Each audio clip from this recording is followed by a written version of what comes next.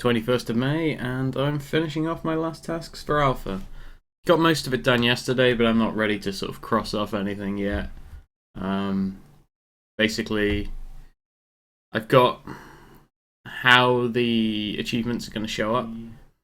Oh, I can hear myself again. I've got to stop doing that. It actually highlights how long the delay is as well. I need to open up my dashboard, which I can never find on Twitch. There must be a quicker way to get into it. It's that drop down at the bottom, of course. Yeah, I've got the basics of where the achievements are going to go. If I run the game, I should be able to show you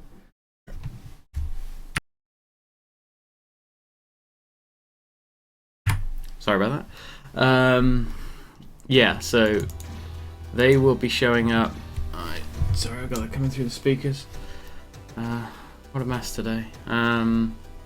So we've got buttons on the settings screen, which might have two more. That might get centered. I'm not sure.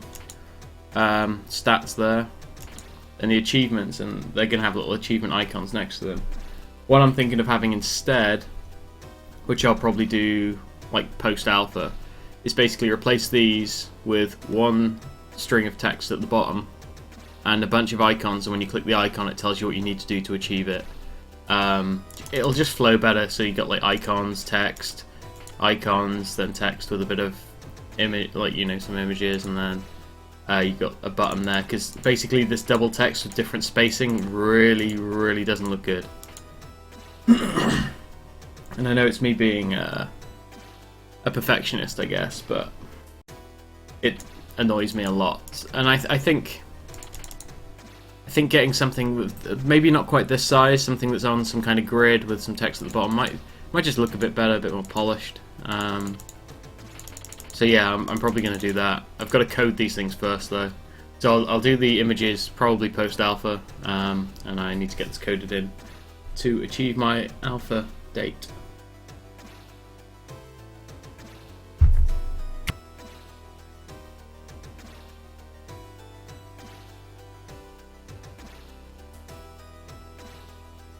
Yeah, I seem to have woken up with a bit of a cough. That sucks. Okay. Right, so it was quite cold this morning, and raining a lot, but I'm starting to warm up now. I may not need a jacket when I'm in the house.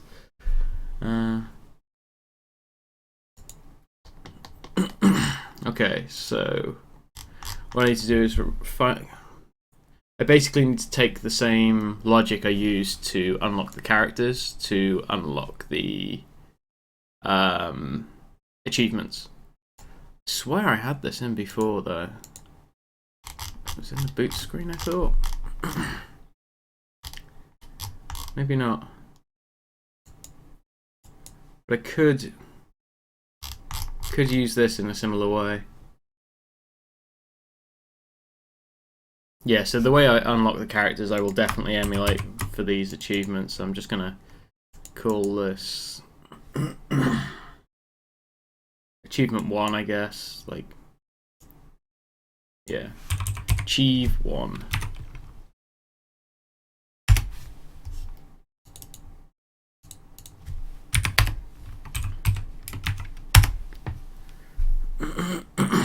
If it doesn't, nothing happens.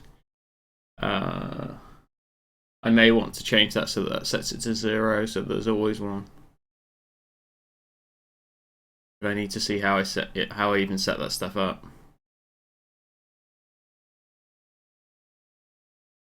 Okay.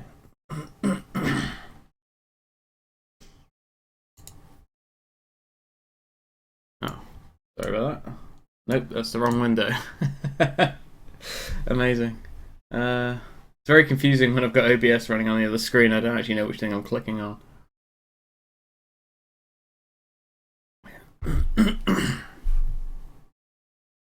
Right, so... Oh, my girlfriend was meant to be phoning me just then. I kind of have started now. It would be rude to ignore it though.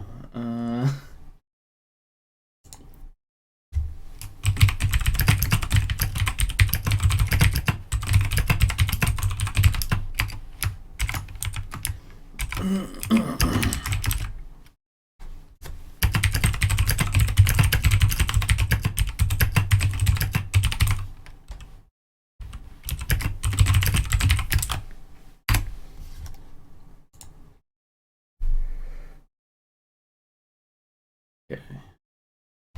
Right, so I'm pretty sure I do this stuff in here. So if I just search for that, where's it gone? That string, should be able to find it. There's a lot to be said for setting your project up in a way that's, well, not horrible to navigate. Oh, so that's a debug thing. I need to get rid of that. Yeah. Is that the only place I do it? No, I must do it in the game as well. Let's get rid of this.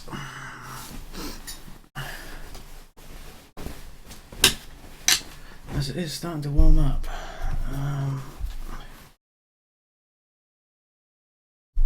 Okay.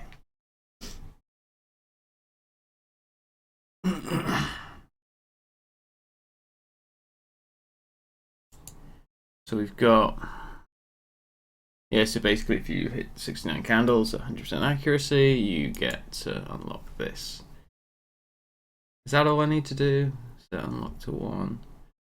And then on the character screen it does a check to see where that, wrong one. That checks to see if that's the right one, and it checks. Okay. That's quite easy to fix. Or rather implement. Easy stuff. Oh, I've just noticed the chat window isn't coming up.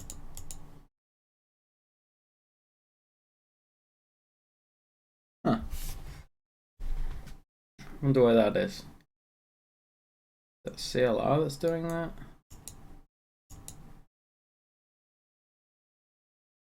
Huh.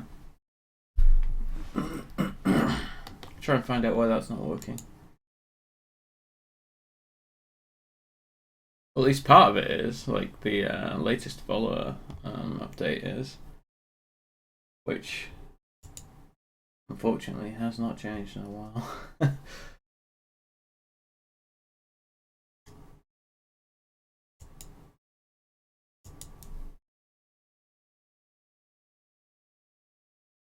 Oh, there we go. I think it just needed a kick in the ass.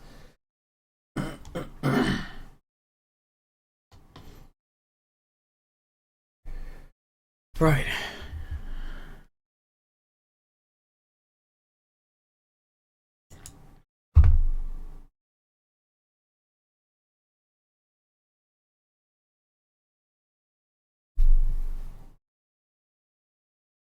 Okay, so I just need to basically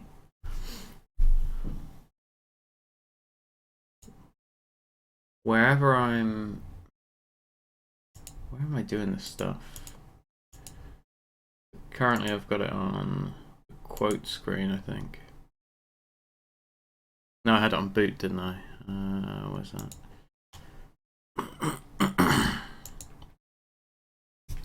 So I need to, basically when I get that achievement I need to set that.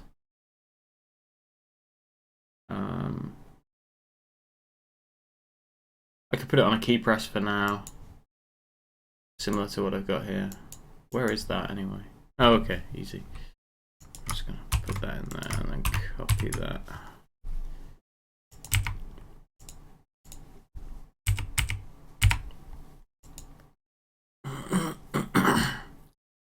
And you can make it so it only checks once. That's cool, right. I don't know why I'm setting it to 1. I don't think it actually matters. That could be set to anything because it's not actually checking the value. It's just checking to see whether or not it exists. And by default it doesn't, so.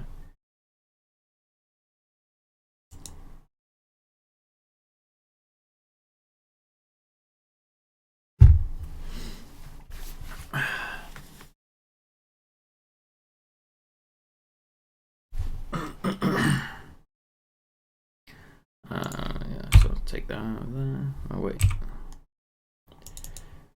Make it D or something. It's fine.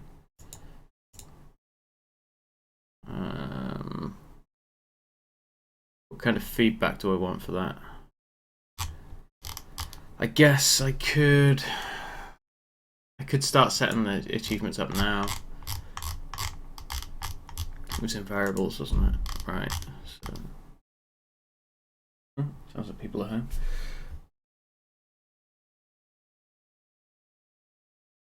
I have actually changed the way the microphone picks up, so hopefully it's not as binary as it was before. It was basically cutting out everything, every other thing I was saying when I checked the the archives. So that will be okay. I'll do it on that because that's basically what I'm going to be doing in the long run. So this one, stop screaming, people outside. They're not in my place, honest.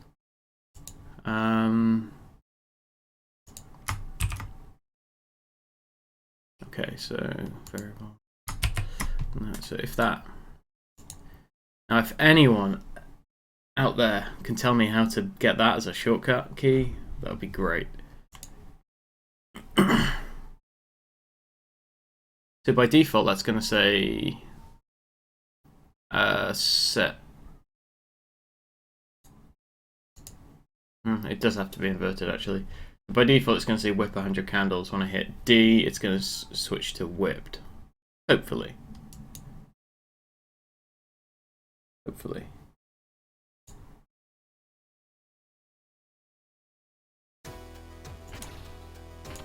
Okay. That worked. Okay. That's. And if I was to restart the game from boot, I was actually going to have a cheat to put that old Noonan logo in, but it's extra work. And I don't have a cheat menu. I was thinking of putting one in, but again, extra work.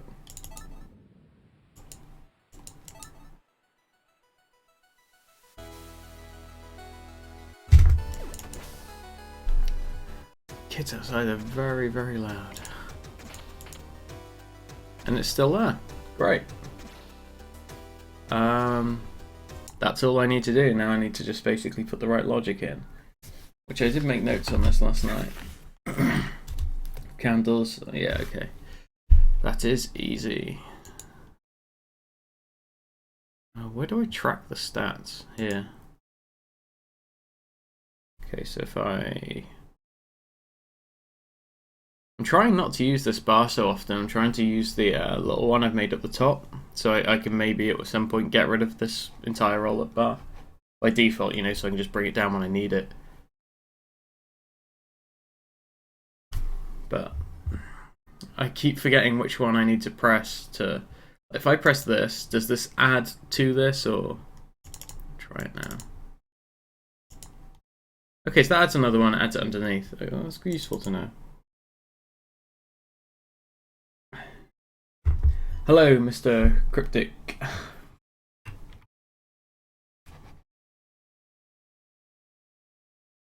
I'm working on achievements and stuff right now.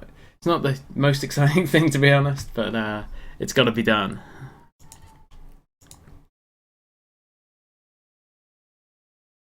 Right, so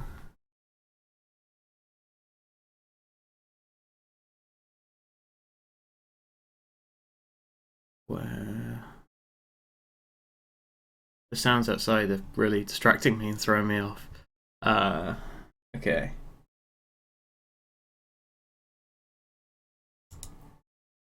I should have the chat window open, really.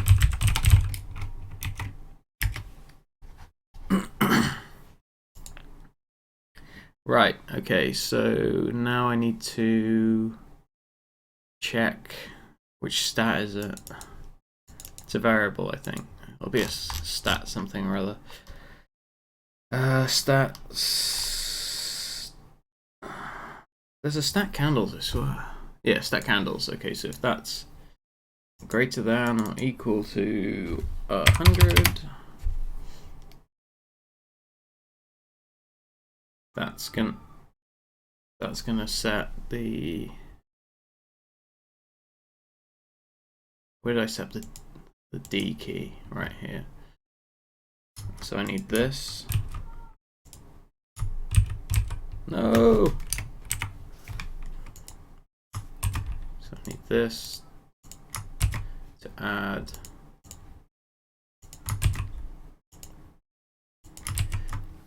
Testing all this stuff's gonna take a while.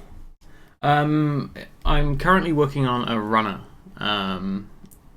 in a very Game Boy style. I'll run it in 1 sec. I actually do need a D key to clear that now.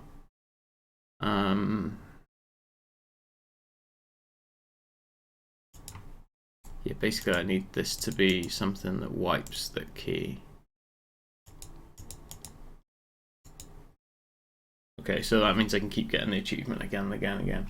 Yeah, I'll run it in a second. It's a infinite runner in a kind of Game Boy meets Castlevania kind of thing. Like, people have said it's like Cannibal crossed with Castlevania, but on the Game Boy.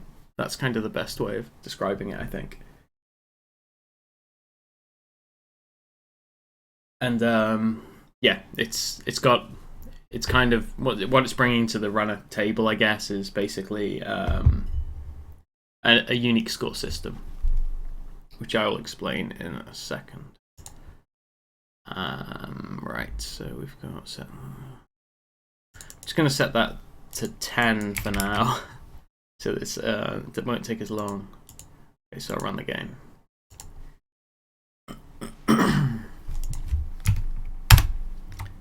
So what I'm checking for now is that the stat screen changes its.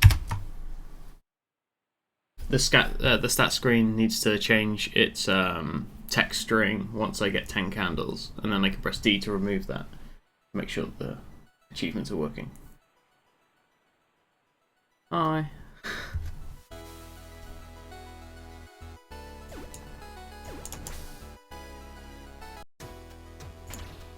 So I've whipped 76 candles so far,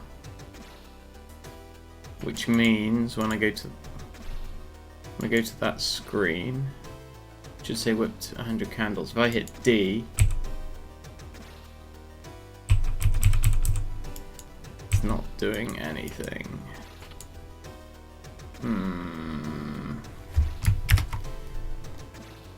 Why is that?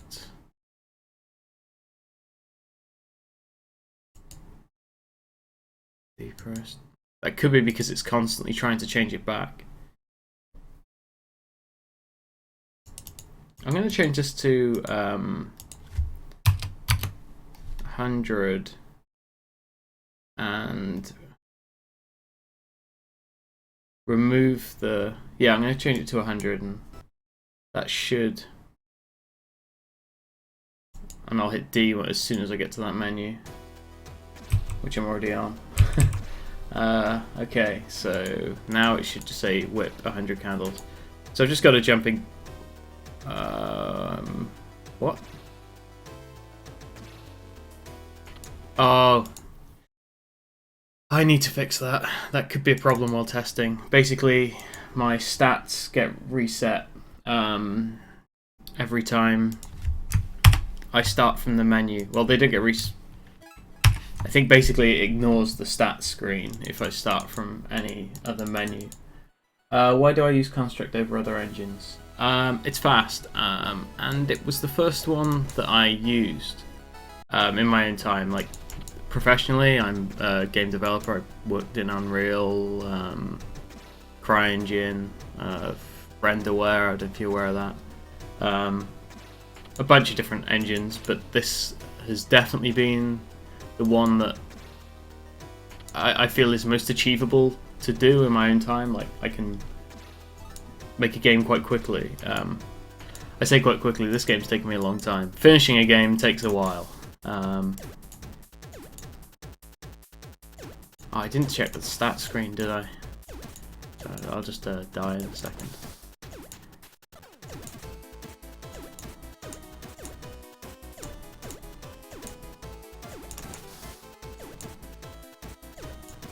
Yeah, so basically I use Construct because it's so quick to sort of basically put something down in the editor, the script, and get running straight away. And it runs on everything. It's perfect for web. It really is. Definitely the best game jam engine I'm aware of as well. It's you can make a game quickly without too much hassle or anything. And I just noticed that says 0.003. That I kind of would prefer if that was. I'll work that out another time.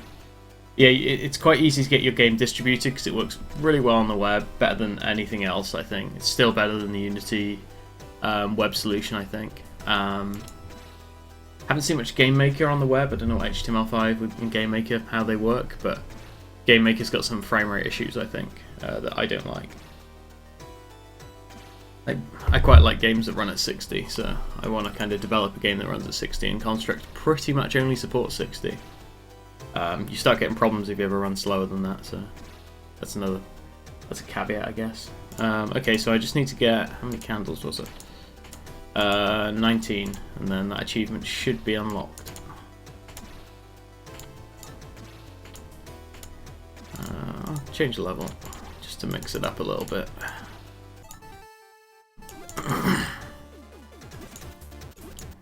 So just got to get 19, then I'll die and check the stat screen. Could have made the stat screen visible from here, but that's a lot more work now because I've made it so that it's kind of stuck in the map screen.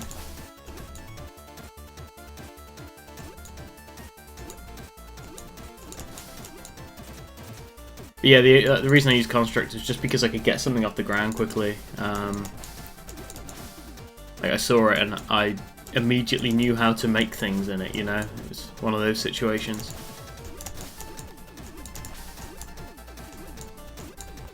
Bloody hell, that's fast. Right, 19. Let's check the stat screen.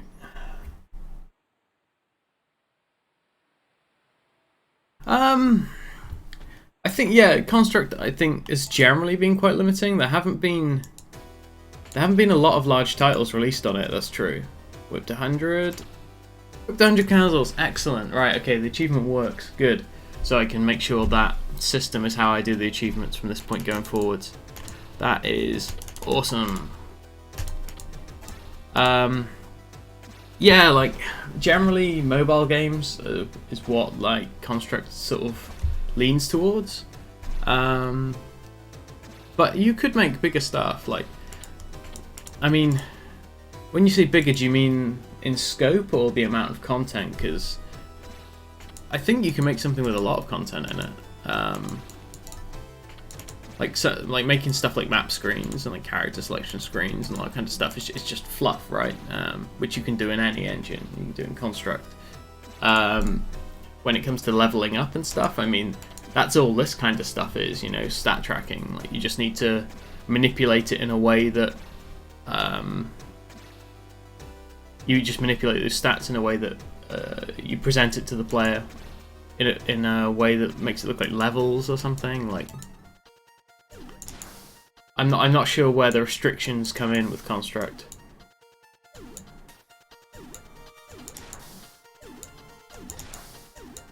And to be honest, regarding the mobile side of things, it's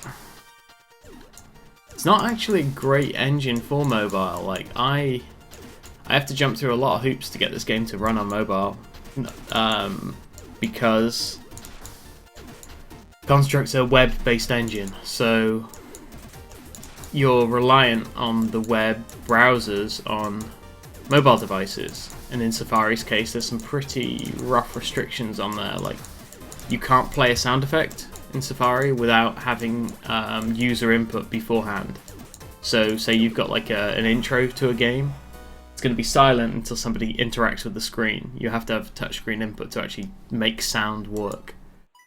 I mean, you can design around that. You can have it so the game doesn't actually start like as such until you've tapped the screen in some way, like sort of click here to begin or something, or tap here rather. It's not an excellent. It's not a nice way of presenting the player the game for the first time. Regarding audio, there's some other issues as well, like this. I'm hitting it when I do the preview from menu. Actually, the music sometimes stops. Where's it gone? There, right. I was trying to close the window.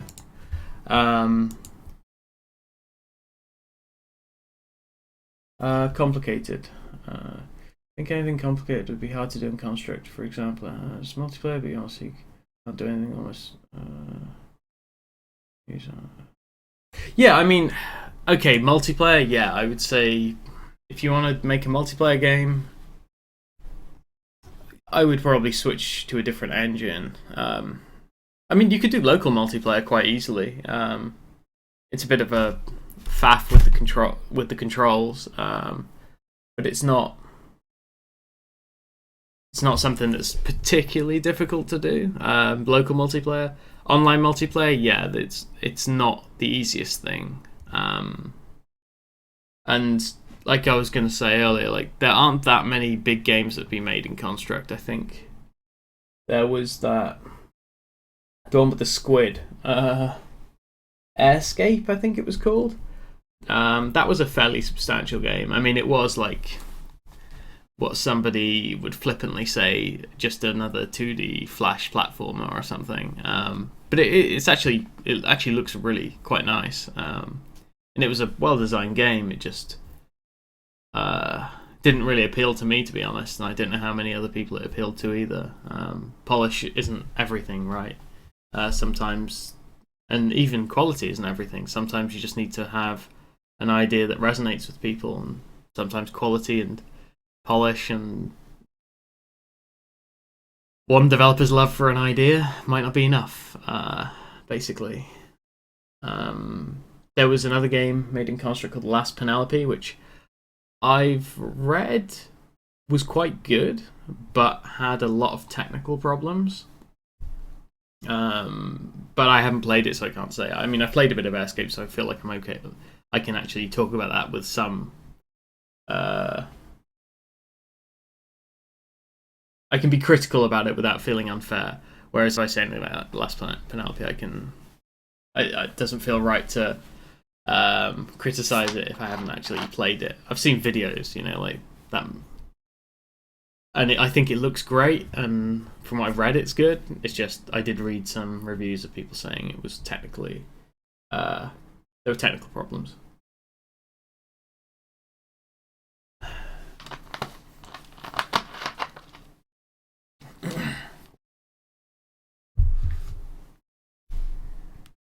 Yeah, I don't know what levels of control that Construct give you, to be honest. When it comes to multiplayer, it's not something that... Like, I'm trying to make a game on my own, and I don't think a multiplayer game is I don't think that's a good route to go. Personally, I wouldn't. I would always, work with a larger team to make a multiplayer game, and that's something that Construct does struggle with. Working in bigger teams, it's not easy. You've basically got one person sitting on the capex file or .cap or whatever. And yeah, I mean, you can have it so one guy organizes and codes the project, and then someone else provides art assets, like to the same dimensions and spec as the whatever's in the project file. But yeah, it's not that easy to work in teams on it. I've tried it. Maybe twice. The first time it went okay, but I basically never saw the game. I was working as an artist on it, so I was basically sending the guy who's coding it, who's actually it's kind of known on the forums as Kiatric. I was sending him all of the assets, but I wasn't seeing how they were being implemented or being able to tweak how they were being shown on screen. So we ended up with quite a mismatched looking game because of it. So yeah, not an overly positive experience. It was cool that we made a game together. That was great, but not. It sucks not to be able to have that, like, kind of. You basically feel very third party, like you feel like a bit of an outsider to the project if you're not the guy who's got the source open. Yeah, sadly, I know a lot of developers who love our idea, but it's not original or appealing to anybody. It's not bad, just doesn't stick out, and nobody would buy it.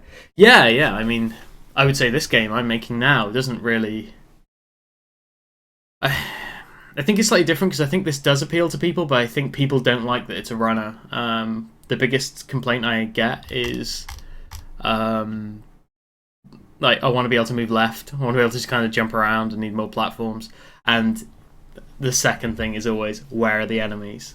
And to be honest, it did start out with the idea that I had some enemies that you'd kind of kill on the way, but I kind of wanted to make a game that was open to everybody, like non-violent. I know he's throwing a whip, but it's against inanimate objects, you know, like candles. They are inanimate, I think. Wax doesn't feel, yeah. But yeah, that's the thing that I get, like, make it a platform game, basically. And I started making a platform version of it, but it's way off. And we'll see if anyone actually wants to play this before I invest more time into that, you know. Add some more of these achievements while I'm here.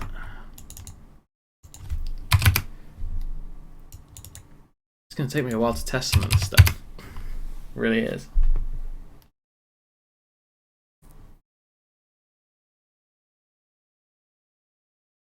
Yeah, I think my game could potentially appeal to, at least it does play to the nostalgia factor.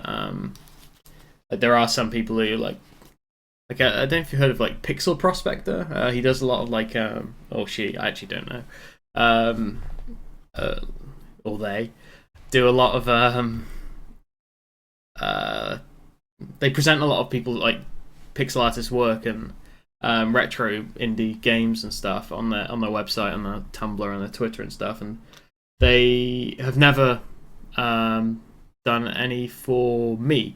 And I mean, that sounds very like what's the word I'm looking for? Entitled. But it was more that I was having a conversation with the person who runs it, and they said, yeah, they don't really get the whole Game Boy thing because they weren't around when the Game Boy was, so they don't really want to promote something they're not really fond of, which is fine. It's totally fine. It's just it is kind of an indicator that, yeah, there are people out there who were born like in the 2000s that play games now, which is absolutely crazy to me. But yeah, like, I mean, I was born in, like, the 80s, so I mean, there's people who were around in the 70s making games, and they think they think the same way about me, basically.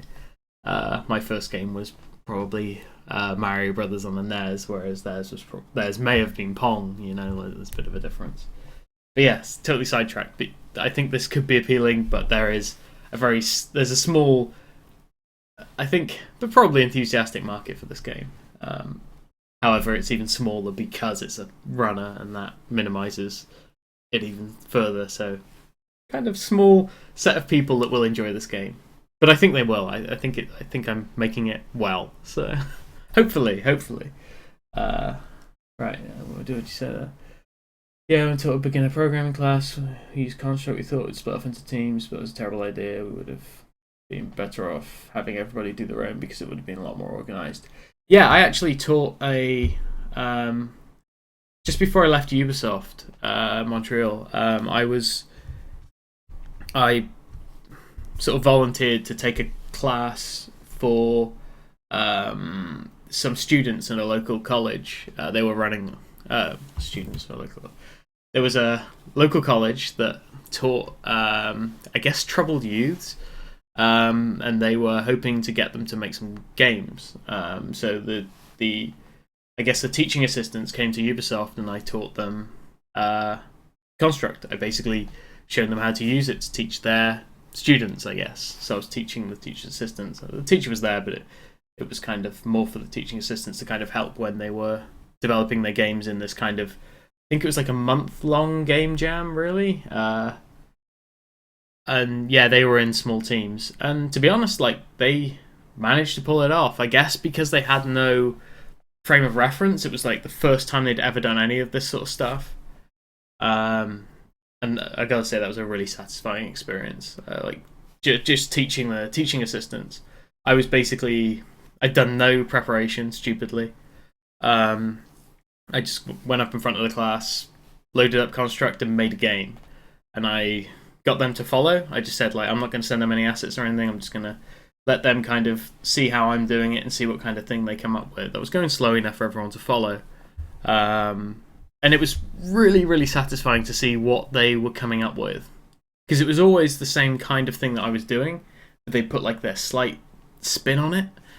And yeah, that was... And I mean, I was already like thinking of leaving Ubisoft at the time.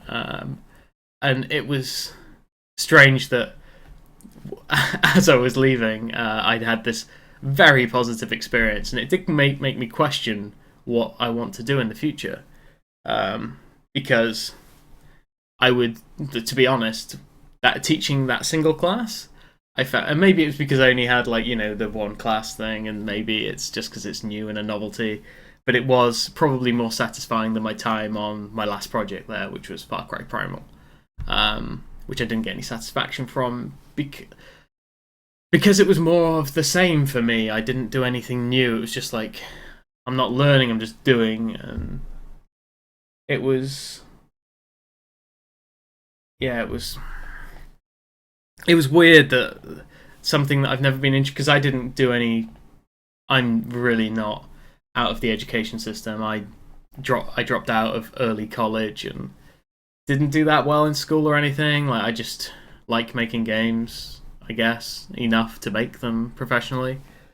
And I guess I've been somewhat fortunate by the sorts of jobs I've had. Yeah, I guess I technically would like to teach now, maybe at some point. I think. Well, I mean, that would be quite hard to do. I'd have to do like quite a lot of training and stuff because of the whole lack of education.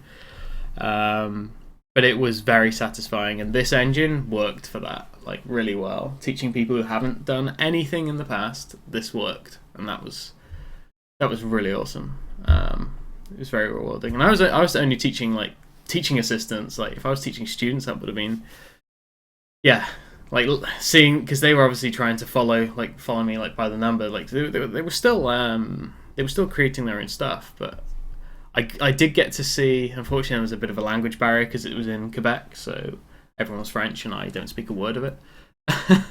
I mean, student wise, and the way that the thing with, you know, the classes were organised. So, but I did get to see what the students created, and it was really awesome. It was just to see like the kind totally different things people tried, and it was interesting to see which people tried. You know, they went way out of scope. They were like, I want to make Final Fantasy 20, you know, like they wanted to do RPG stuff, which I find personally quite hard to do in Construct. It is just stat tracking and stuff, and like timers and all that kind of thing, but I find there's too much stuff to balance, and it's quite a hard engine to organize things in. What did you say there? Well, you had a Game Boy, but that was when I was really young. I didn't have the newest one. I'm only 16. Okay, right. So you're... Oh shit! Yeah, you are born in 2000. Fucking hell! That's nuts. Blows my mind. And yeah, I don't feel old, but that kind of makes me feel a bit odd. So 2000. What came out in 2000? Fuck! Like, that's after. That's crazy.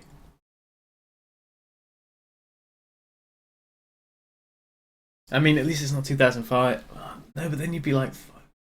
So the Xbox 360 was probably the first console you saw when you were growing up. That is crazy. Like, the first time you would have been, like, properly playing games. Nuts. Discord. I don't know what that is. Is that weird? Is this something I should know about?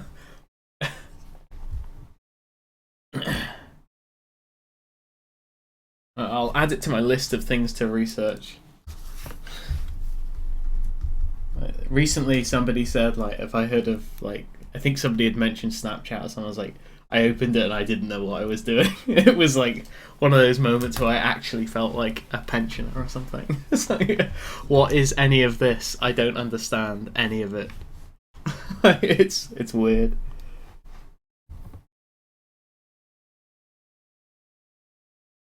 Oh, okay, yeah, I'll look into that. Could be useful. Yeah, it's on the list anyway. Keep a list of things that pop up in the chat. What you saying? Yeah, you love teaching from a young age. Yeah, that's really into skateboarding. Huh, something I've never tried. Tricks. Yeah, it's cool. I like when people sort of spin off on what you've taught them as well. Like I said, like I wasn't being exact on how I was teaching construct. It was just interesting to see what kind of, when they were following along, like some people were starting to put a little spin on things, like even though they weren't ready. It was kind of cool to see what they were trying to do. Means, you know, I guess it's working at that point. No, it needs to be 2. And yeah, I need to get these achievements finished too. But I have made quite a few games in this. This is just my first one that I thought I could sell this. Everything else I don't think I could, or at least not without a chunk of work.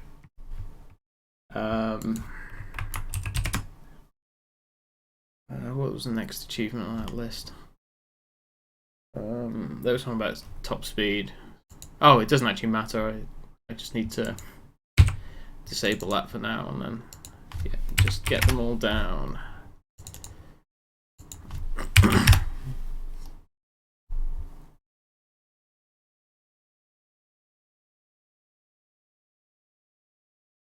Oh yeah. Well, if you pop back in again, I might have Discord by then. But I'm just gonna finish my achievements for today. I've got to get this stuff done. It's taking me time, more time than I really would like to have spent on some of this stuff. It's for stuff that kind of maybe 2 people have requested. Like it's quite a lot of work. But yeah, I'll get Discord and I'll probably my website's below, and I think I've got like a bunch of I should have a bunch of links to all the different things, and I think Discord could be one of them. So I will actually grab that. No, it's totally fine. I actually quite like speaking to people about development, especially people who use construct, because not many people do, or at least people know what it is. It is quite good to speak to people about that. Must be a lot easier if you used Unity, you know. Everyone uses it.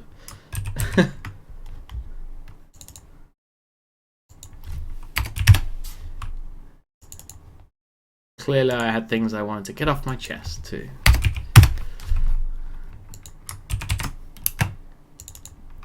Right, I think I've only got 8 achievements, so that should be fine. Just need to work out what they are and get the code in. And really try not to switch, like start doing the final art for the achievements. I don't want to do that now, but I know that I'm already tempted, so.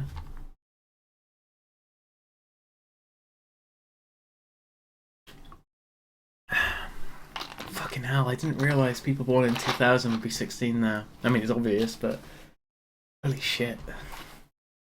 That's crazy. Age.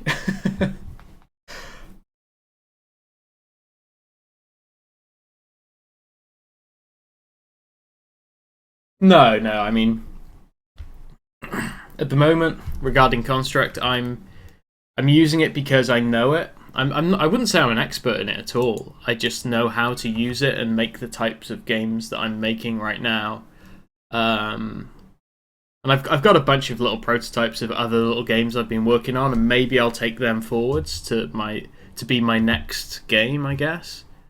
But I'm not sure if I'll do that, and it is, I am thinking about what I'm gonna do next.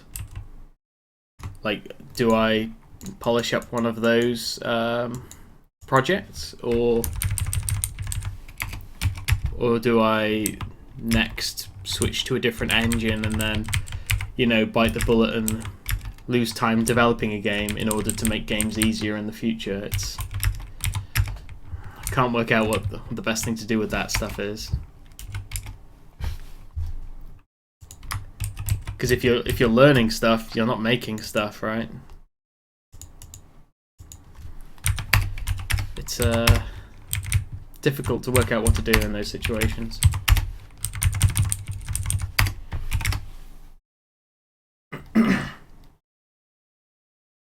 I mean, there's a lot of games a lot of pretty damn popular games that have been made in other engines that you could have quite easily made in Construct. Like one that comes to mind is Gunpoint by Tom Francis. That game you could have made in Construct. I can't think of any problems that you would have had from making that game in Construct. Give another big game. Super Crate Box. Again, I've mentioned that's another game maker game. So you can make game maker games in Construct, I think. Maybe at a higher frame rate as well, to be honest. I do notice that game maker games can chug a fair bit.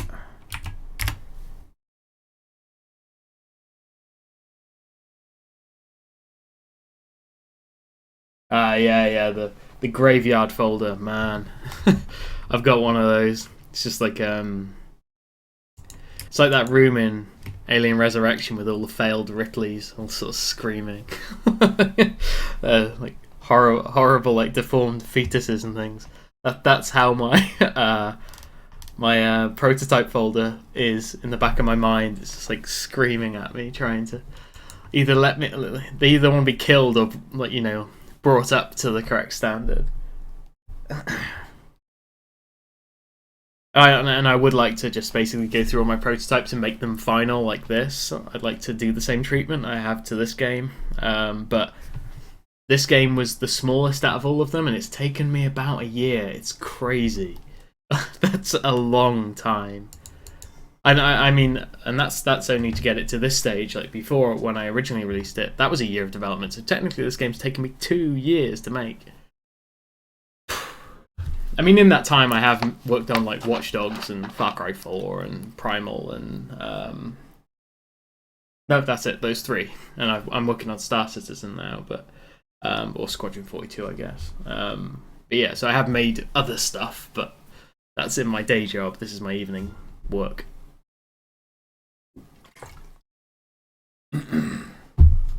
Ugh, that's flat. Gross.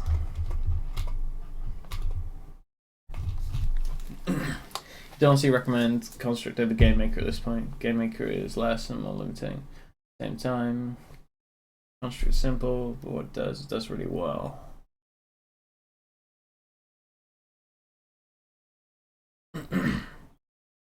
Yeah, I mean, I grabbed Game Maker and I started making a game with a friend in it, but I was just doing the art, so I didn't really get to see how Game Maker worked.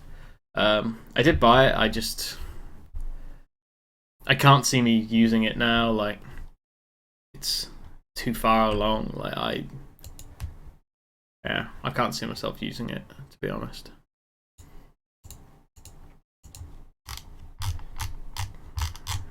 So what are the other achievements I've got?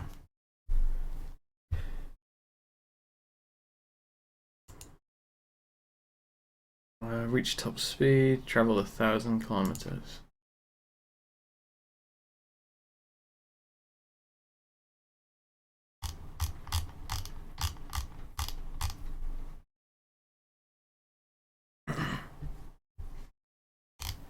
Yeah, I mean, I've seen people use Game Maker, and it sort of looks like it would appeal to me, in the same way that Construct did, but it's about time I started using, like, I really should learn C#. It would help my actual career as well if I was using C Sharp. Like it would give me a few more options in the future because, well, currently I make in my own time I make very small games, and in my career I make massive games.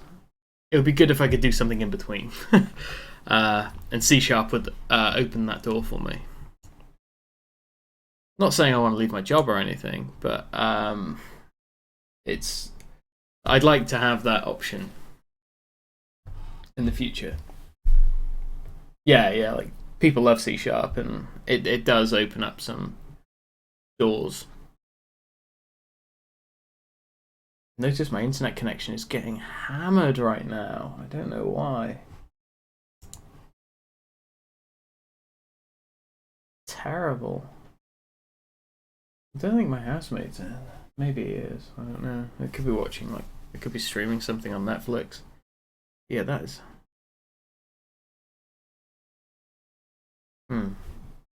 Very, very low internet connection right now.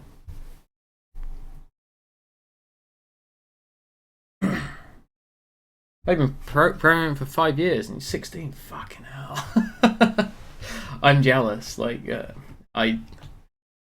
when I was 16, I was making maps for Duke Nukem, I guess. No, I was a lot younger than that when I was making those. I guess I was working on Half-Life levels and stuff when I was 16.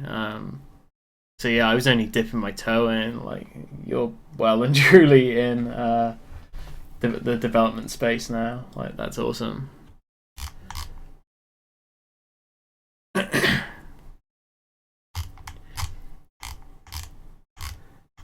Reach top speed, travel 1,000 kilometers. Okay, so I need to do stats.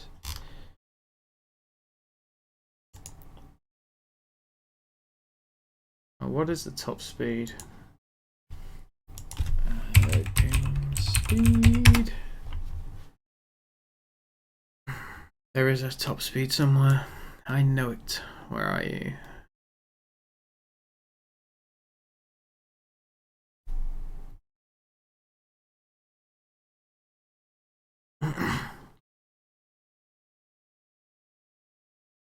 Where the hell do I calculate speed in this horrible code? I mean, yeah, this kind of thing, I really wish I was in a text-based scripting language right now. Like, finding stuff is horrible. Can't find where I even set speed.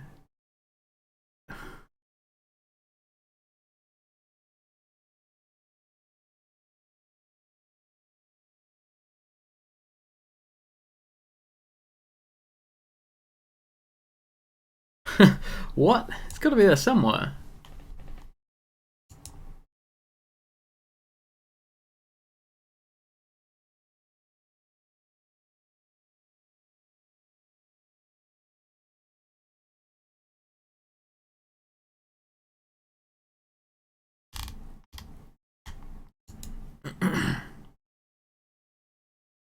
Well, that's stuff for the boss fight that I've cut, so I could probably remove that. Make a note.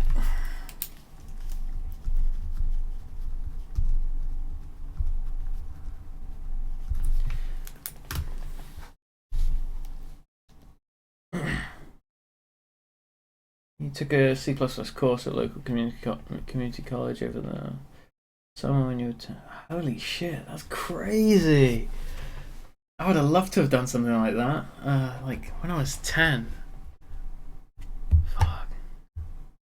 Yeah, it's crazy. Like, that's awesome. I touched every popular engine aside from Lumberyard.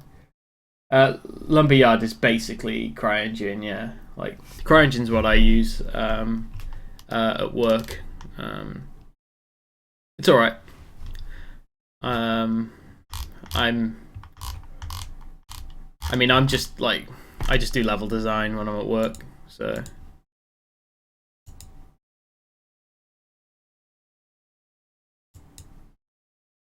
Where the hell do I set up game speed?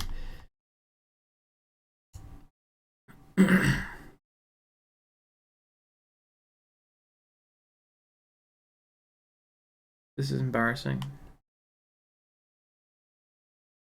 But yeah, as a level designer, as long as your like editing tools are okay, then you don't really care what engine it is. Really, it's closer to being an artist these days.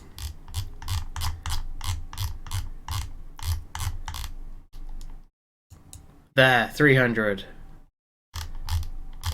that right?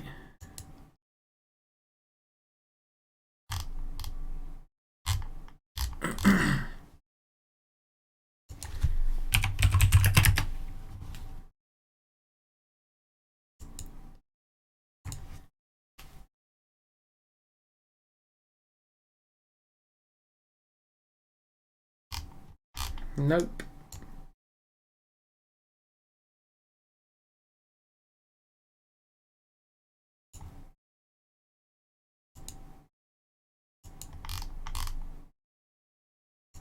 Yeah, it's 300. Great. Wow, that was quite hard to find.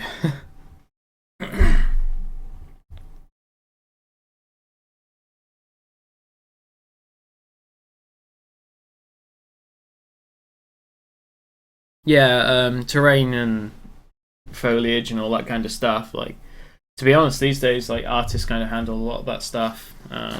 Anyway, yeah, level design's not what it used to be. It's a shame. When I got into the industry, it was around when level design was kind of going a bit downhill. Like, not as in the results, but the actual process. It's not the same. It's not actually what I got into the industry for. I basically wanted to be born 10 years earlier, really. Like, it used to be all about, like CSG, like BSP stuff, like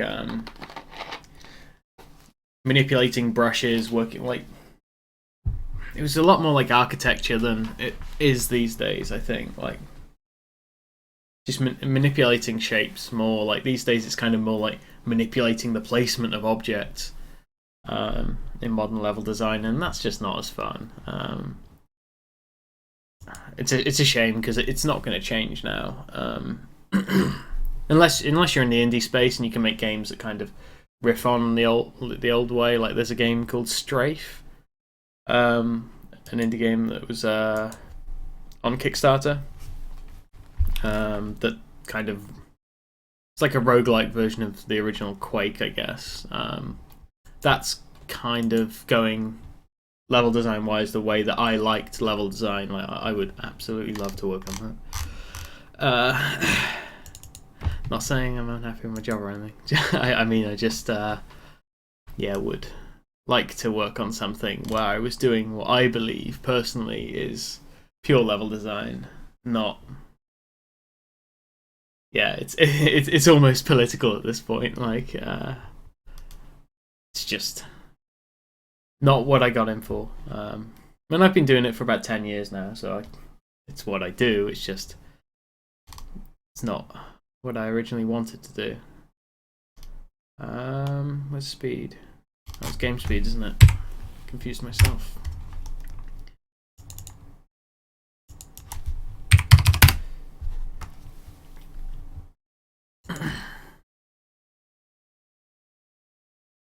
Traveled 1,000. So stat distance, I guess. And because it's 1,000k, that's not right. It needs to be that, I think.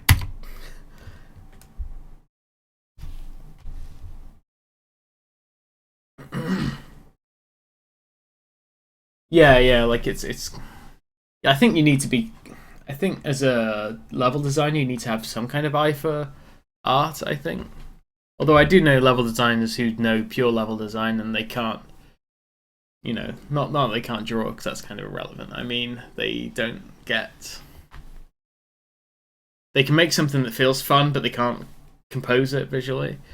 But that's fine, because these days, level design is kind of half art anyway, so it's split in two.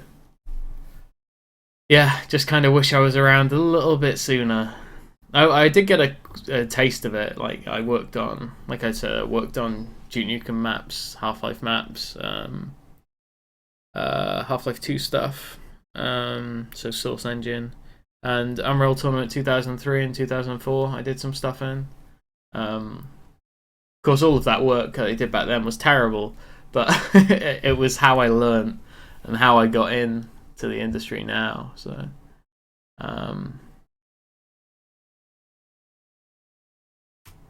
best way to keep track of my games, probably my website here. It's a bit out of date. Well, not out of date. It's just I haven't updated it yet. I basically had an old one that had all my stuff on, but I was starting to work on more indie stuff. So it was kind of, I needed a split, and I didn't like the really artificial indie AAA divide, especially because the AAA game I'm working on now is technically an indie game. Like, what does indie even mean, etc. Like, so yeah, if you go to that website, it should have. I'm gonna be putting more stuff on it as soon as this game's done. Like, I've got there'll be a page per game I work on and all that sort of stuff. Yeah, it's a WordPress thing. How like is that bad? I don't know. I used to have like one that I made myself, but I wanted a content management system. I just hate typing all of that crap every time, like when I'm doing it myself, and I hate web programming. I hate it. So yeah, it's there. Obviously Twitter as well. And here I'm trying to do this every day except Mondays, because on Mondays I watch Game of Thrones. So I want to be watching that, and Fear the Walking Dead I'm watching as well at the moment. So Monday's my TV time. That's kind of sad, but that's actually the reason I don't want to do streams on Mondays. Yeah.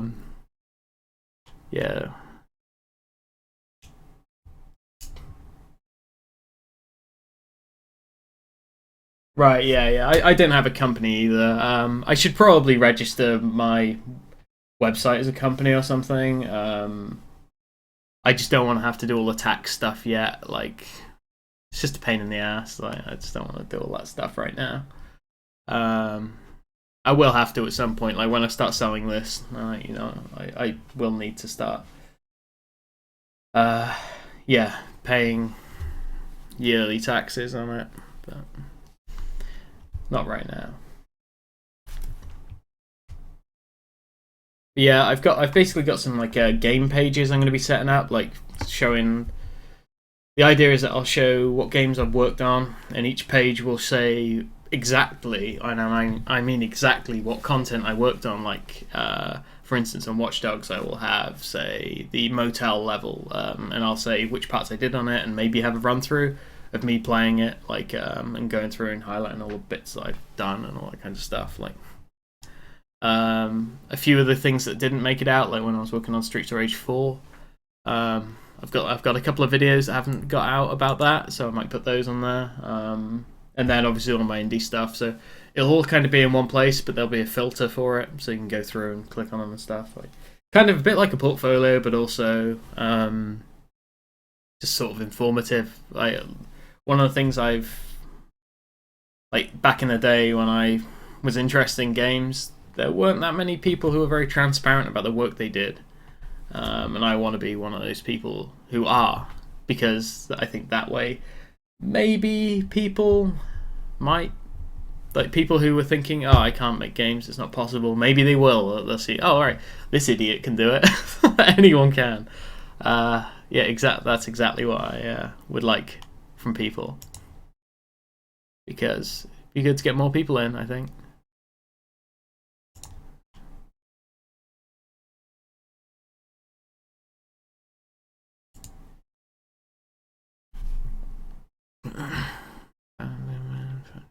Okay. That one's already done.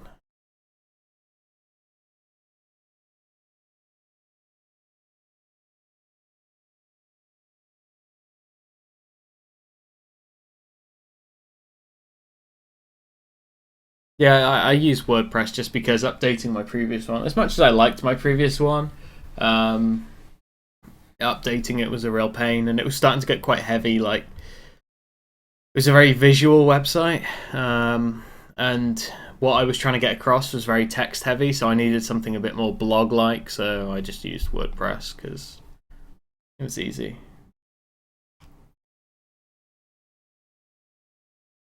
Yeah, it needs a lot of work, like the about, little bio pages.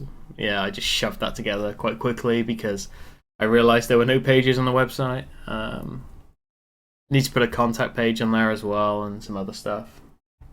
I'm starting to get quite good at updating my YouTube channel, actually. I've got a video for this game that I'm putting up soon. I just need to edit it because I did the VO for it, and then I realised all of the footage I had was useless, so I need to get new footage. I need to work out how to...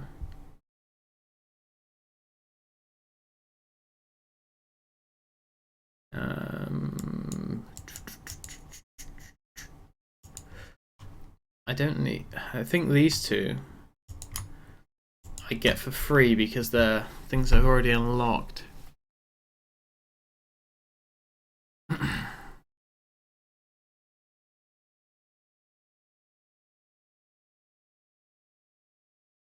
And the last one's just a combination of those two plus...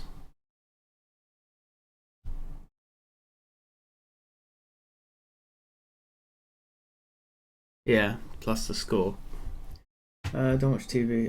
To be honest, the only TV I watch is Fear the Walking Dead and Game of Thrones at the moment. I basically binge watch stuff on Netflix, but I don't actually have a TV. I watch everything on a screen. Yeah, I do basically binge watch on Mondays for things. I watch a lot of Louis Theroux documentaries as well when I'm working, if I'm not streaming. Program next feature in a game instead of wasting time watching TV as a movie version. Yeah, I know what you mean. I get the guilt. To be honest, I get the guilt when I'm playing games. It's like I need to because I need to get that reference point. Sometimes you can obsess over a small detail and realize that huge teams don't obsess over those huge details. So why should I? That kind of thing. I don't know. Yeah, I know what you mean about the relaxing thing as well. I'm always thinking about developing stuff, spending time with friends. Fuck, I don't even do that anymore. I used to, but I moved somewhere where I don't have any. That's really fucking depressing, actually. But yeah, everyone I know is everywhere else. Weird getting old.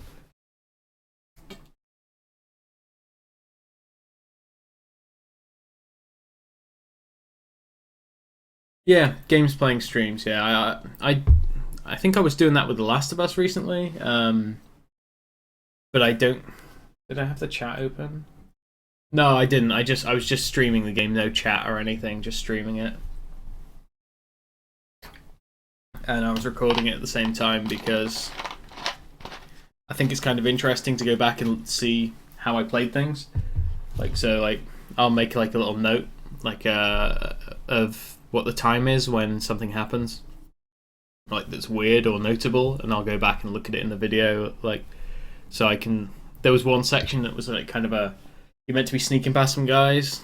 I feel like I've mentioned this anecdote a couple other times to work friends and stuff, but sneaking past some guys and it was a really tense moment, and I got seen at the end. I had to redo the whole thing.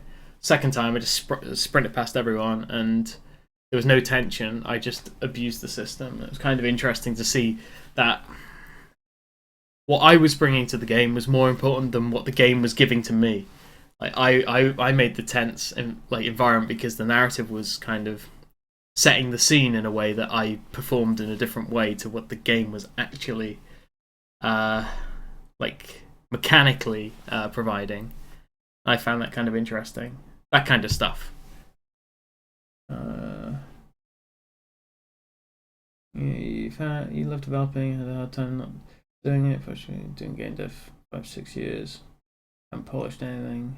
Yeah, so polishing stuff is, to be honest, polishing stuff's quite easy. Finishing it is very, very difficult. Very difficult.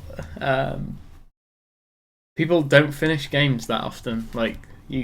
I I jump into the Afternet Game Dev IRC every so often, and yeah, sometimes you'll get somebody who's criticizing other people on, like, you know, maybe what programming language they use or whatever, and they're usually never able to finish any games themselves. It's pretty standard.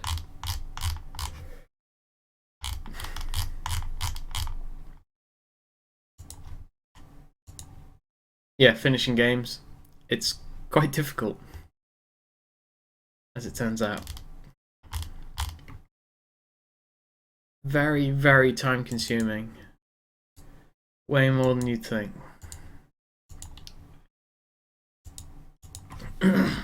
I think my next game will be quite a quick one, I think. Just because I'll want to kind of, I guess, just get something done.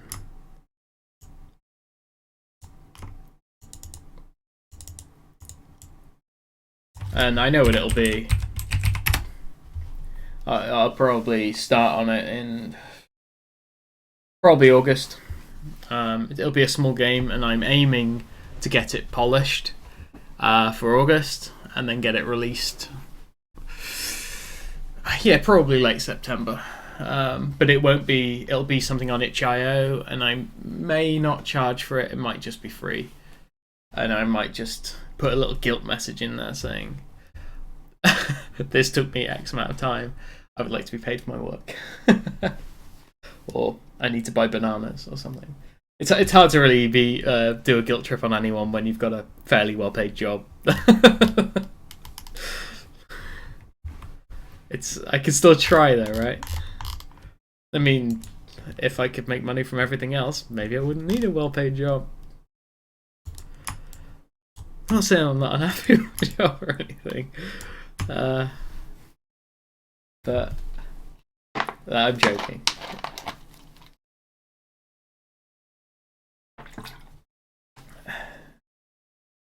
Referring to a question, do you know any game dev attorneys who aren't wildly expensive that can draft a profit share contract?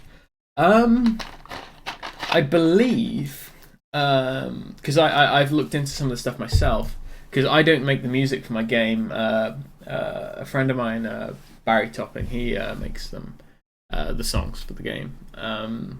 And we're going to come to an agreement, which we should have done before we started work, I know that. But I wasn't expecting this to have gone on so long and be a thing. But we're going to do a contract where basically I make money from the game, he makes money from iTunes sales, because he's going to sell the soundtrack on iTunes afterwards. And I need to get a contract done, I believe. Let me just look it up, and I'll link it in here.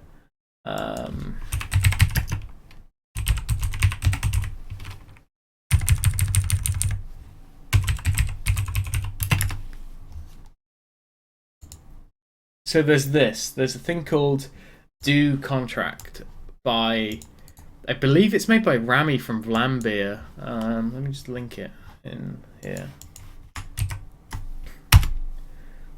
So you can basically fill in all of the the sort of dummy information here, and it should set up the contract.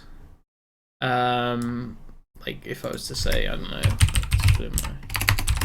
I think it just fills it out live. So yeah, you can see, like, I type that there, it comes out there, and then it fills it in everywhere else where it needs to be filled in.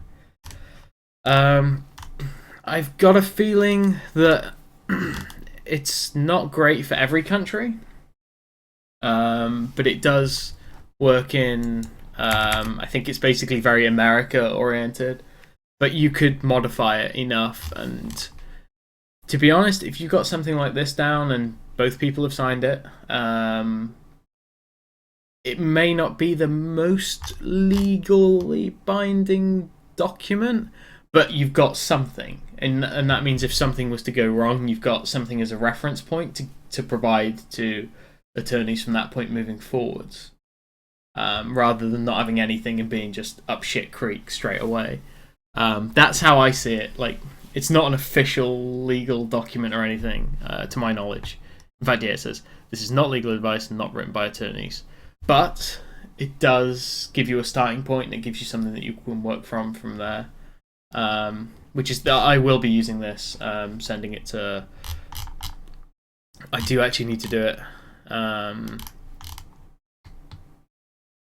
But yeah, basically, if something was to go wrong, you could use this as a starting point to make sure that everyone had kind of been in agreement, and it kind of timestamps things as well. Like sort of, it means you can't lie about dates or anything like that. Like you've got something that exists, and you make sure you both sign it, and yeah. I mean, if you did have an attorney or something, which I mean that's kind of the thing you're bringing up, but you could send it to them as well.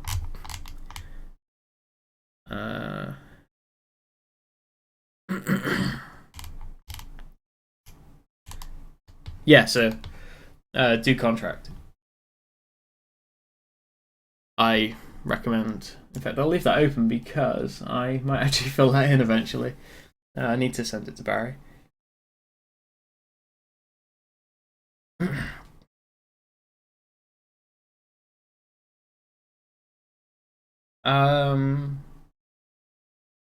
Oh, okay, right.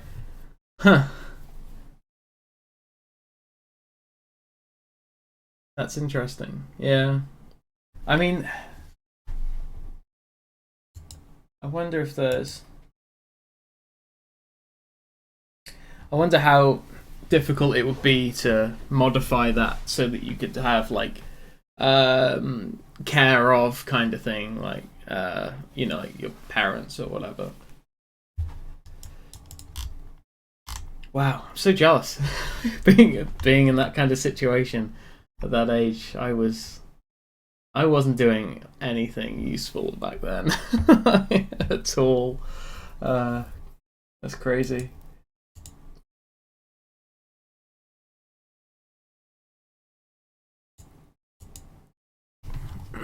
Yeah, thanks for reminding me as well. I do need to do that. Unintentional or not, I do actually need to set that stuff up. Need to work out what was the highest value level. Million. Okay.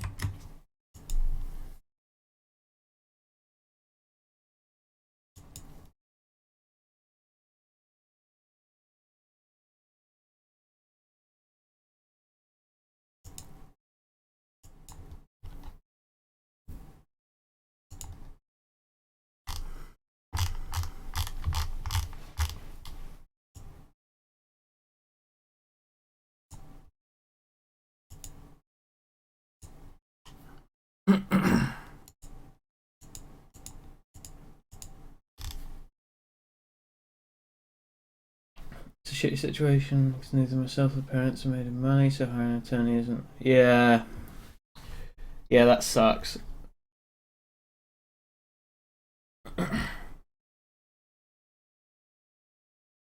Yeah, it's. I mean, they get paid for a reason, but yeah, it's a shame there's a high fee attached to these kinds of things, and yeah, I mean, you could chance it.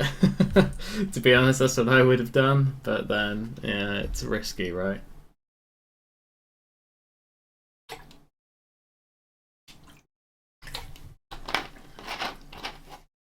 I mean, it's not as bad if you know the artist, but if you're like kind of contracting someone or something through the online space, like if you're going on like, you know, like not an asset store, but you know, like one of those talent acquisition store things,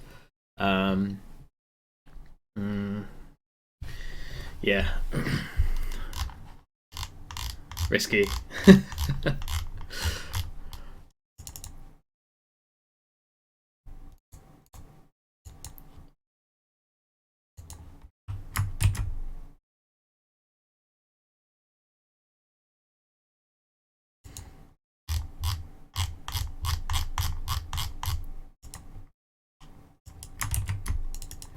That needs to be less than a million.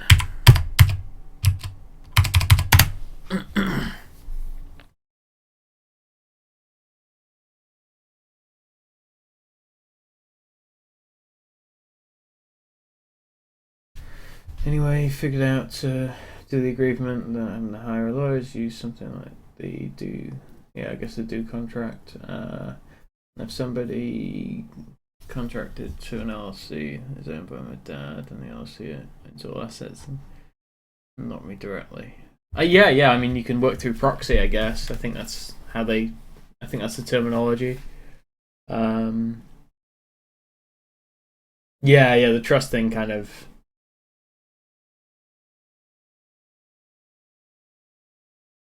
Yeah, it's weird. Like, I mean, the guy who I do, I get the music down through. He, I think we met in a.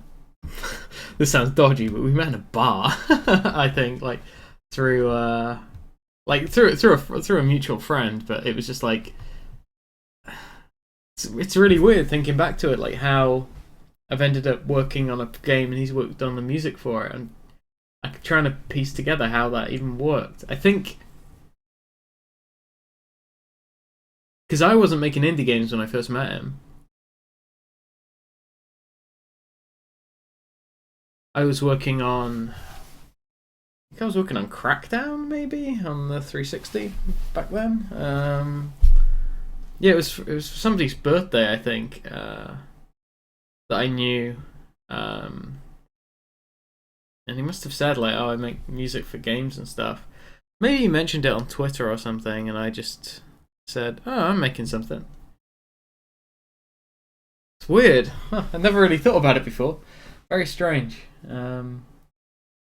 Yeah, well, I mean, we've met and stuff like since.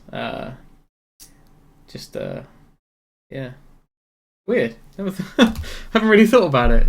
Strange how things work out. Really odd.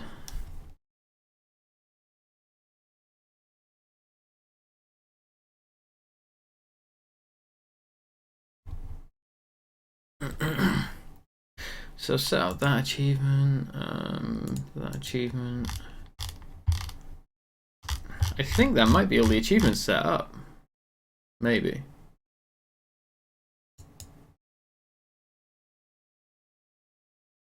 I don't think I need these three.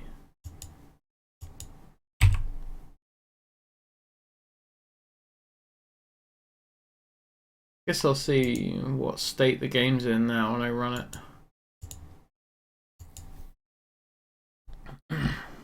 Okay, have a good one.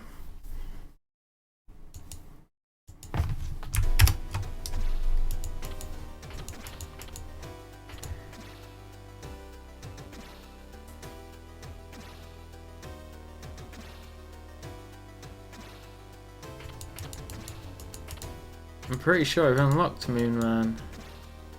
Huh. Oh yeah, I launched from the menu again, didn't I? That's really annoying. I would like to fix that.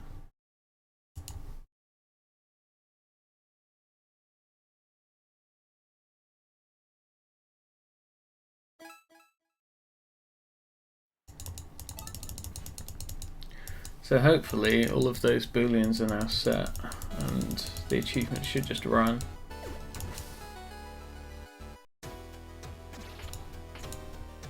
So find me. That's really annoying. Autosave. Every time. Okay, I guess I'll try and find Moonan again.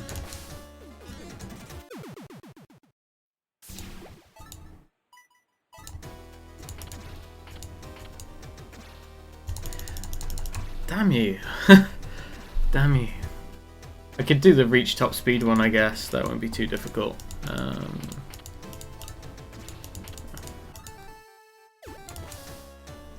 Just gotta run through a couple of fires and I'll get it. Whether or not I do achievement notifications in game, I don't know.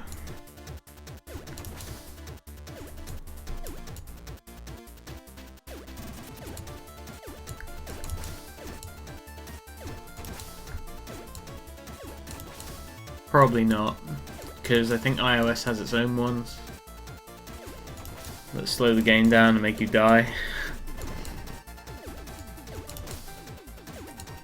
Just need to get another fire.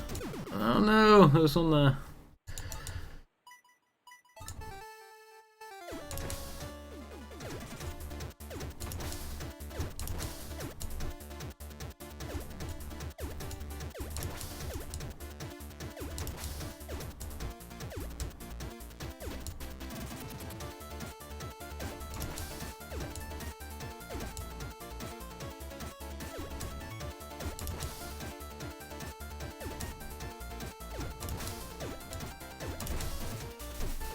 No, I'm meant to be skipping the grass, not running through it.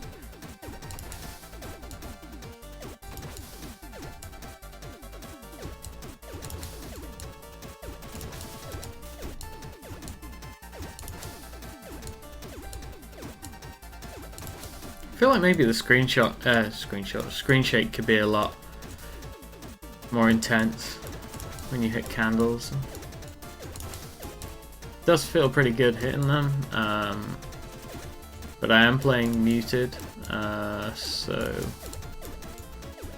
I'm not kind of getting the impact I would like.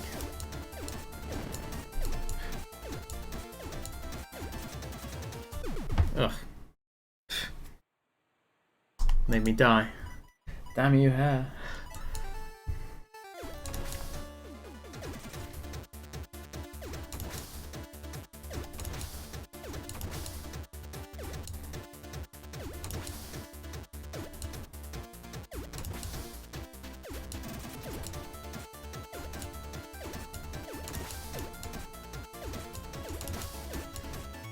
And there's the fire.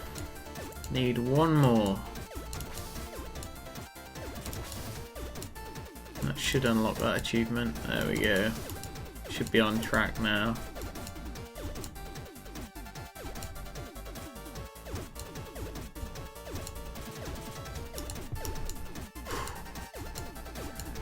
Is that the fastest yet? Damn.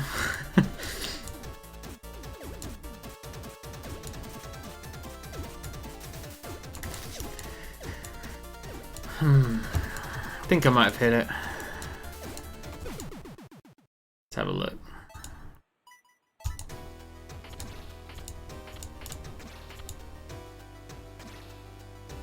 What?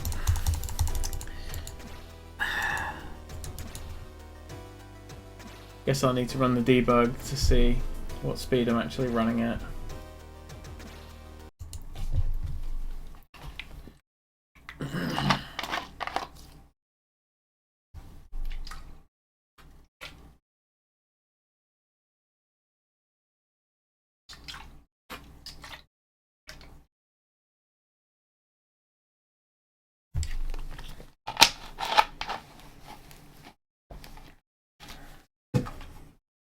I should be drinking water, not that shit. Ugh.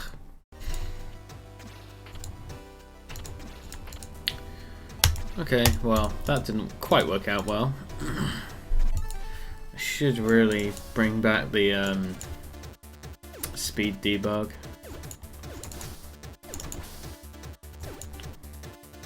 At least my internet connection is stabilized finally.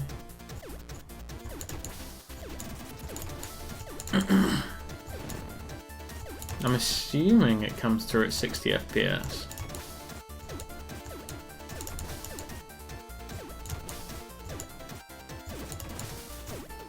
No.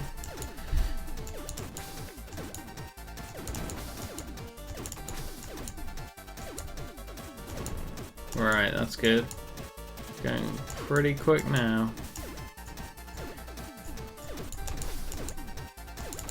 Screw you, grass patch. Stop slowing me down.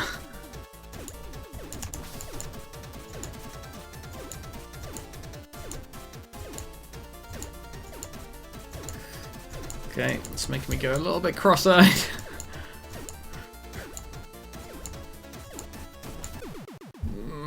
Was that fast enough? I don't know. I need to check. Probably not. Ah!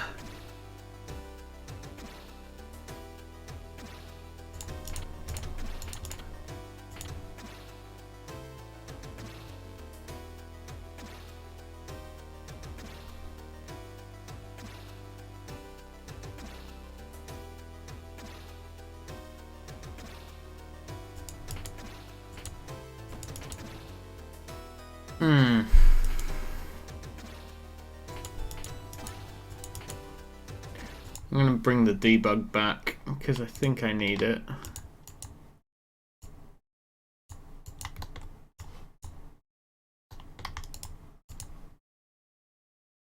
Don't know where I set this stuff up though. Debug draw 1, yeah, game speed, cool. Shove that in the middle of the screen somewhere. No. Nope. I think I have to run it through the boot screen. That sucks.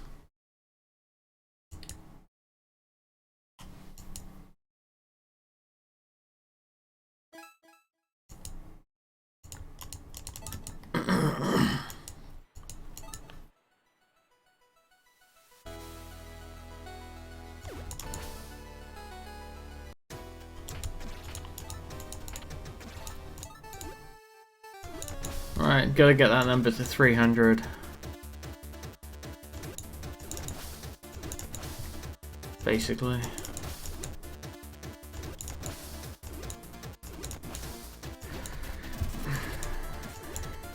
Oh, what am I doing? I need the fire.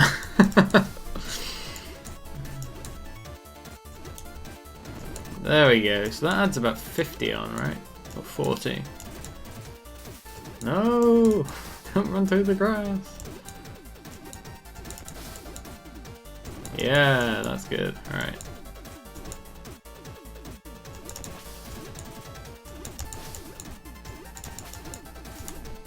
Okay. Getting closer. Come on, need that 300.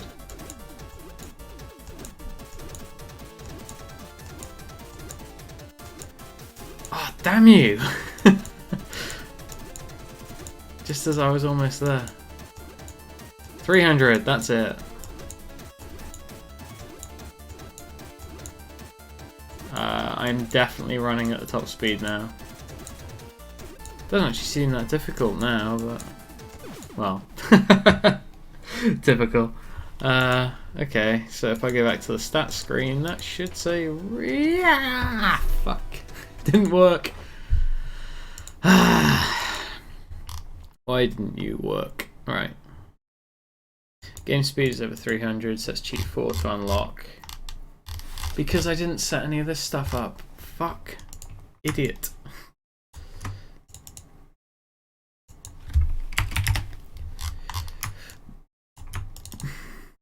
So it is working, it's just the messages are broken.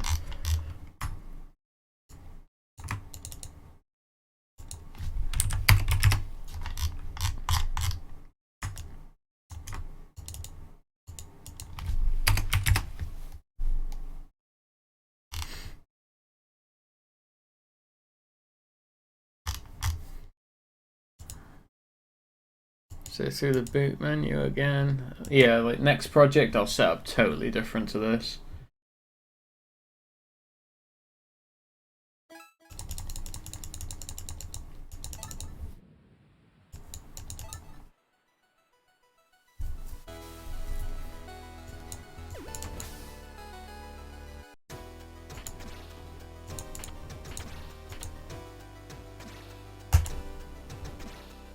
Yeah, that's not right though. Why? Why does it still say find Moon Man when I've clearly found Moon Man? What could that be?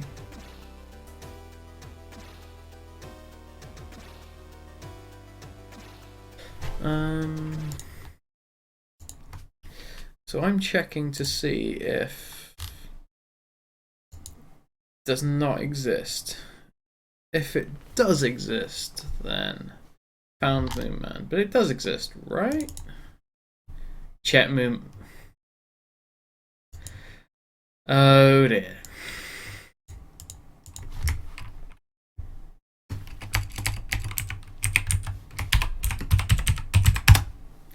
Of course. Of course. So simple. I'm just going to run it through the menu and see if it works from there. It might not, but I'll try.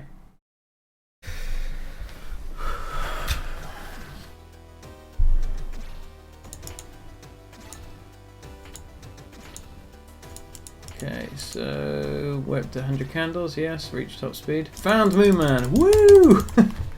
It's there! Okay, so the achievements do work. I just need to get the icons back.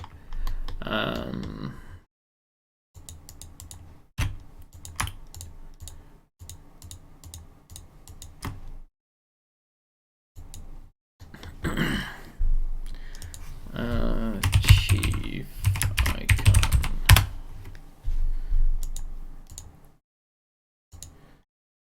Probably put that in a better folder than I currently have it as well. I think it's just, yeah, it's out in the open. Let's put it in UI. Or maybe in the, yeah, the quick screen. I can get rid of that. Oops. Debug text. Get it out of the way. We don't need that. What is that? It is a single raindrop. Okay, right. So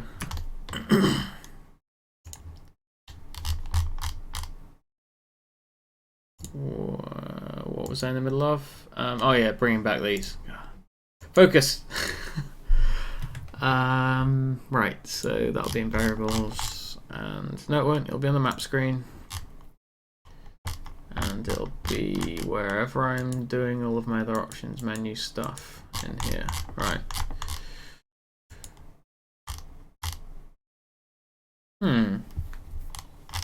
Maybe not in here. Maybe it is in variables as well, because it is something that's affected by variables.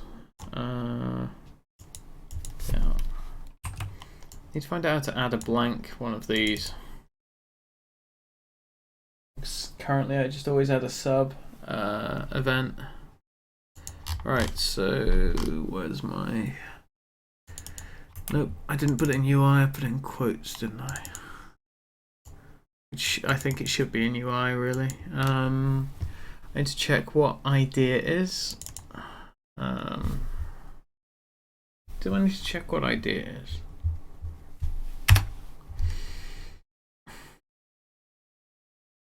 What's the best way of doing these? So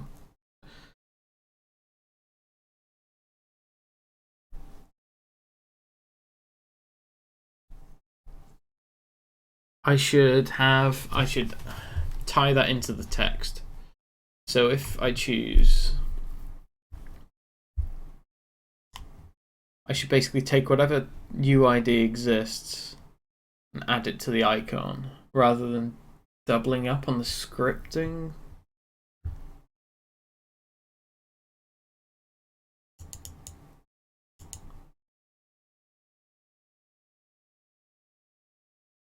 I should just have a state boolean on that icon. I think that could be a better way of doing it. So these just have a boolean on them that say locked,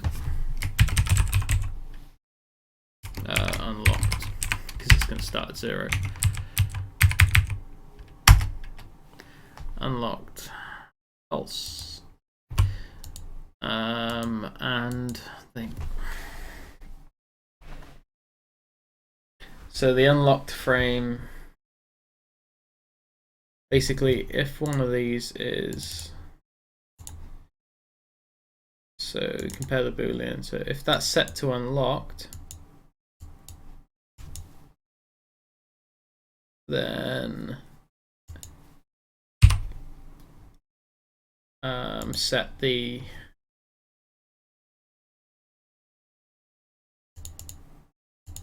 icon frame to 1, because basically inside that icon I've got frame 0 and frame 1, so frame 1 says you've got it, so frame 0 says locked.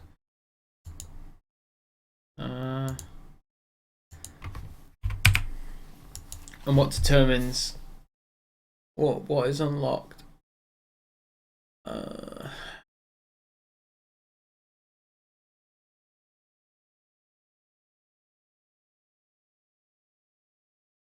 I think what the best way of doing that. I could. It's heavy-handed, but I could just say when that's unlocked, change the icon. Why am I even?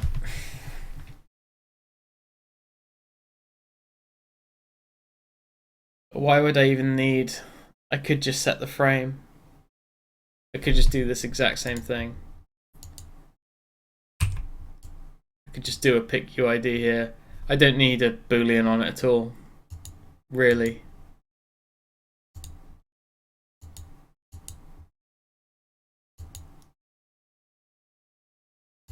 All I need is the ID, so 752. I don't really know why I've had such a fear of using IDs. I guess because it's kind of a bit manual, and there are ways of doing things so that just a bunch of different booleans are affecting each other, but I could just use UIDs for everything. There's no problem with that. Not really. Yeah, so pick by the UID, and that's 752. I mean, it's very, very manual, but it works. So, well, I mean, I think it works. I haven't actually tried it yet, but I gotta stop doing that. So 752, 89. Oh, okay. Yeah, I mean, it sucks having to type this in, but I mean, how long did that take me? It's not exactly the worst thing in the world. So now when I open up the stat screen, the top one should be unlocked.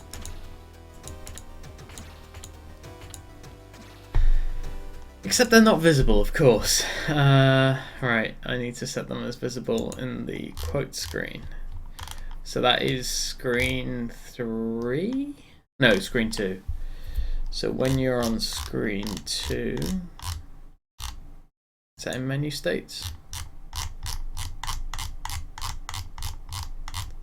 Yes. Options. So option screen 1, I need to set the achievement, sorry. I should just probably put that in UI with everything else so it's easier to find. So I need to set that to visible. Visible, right. Then probably invisible on all the others.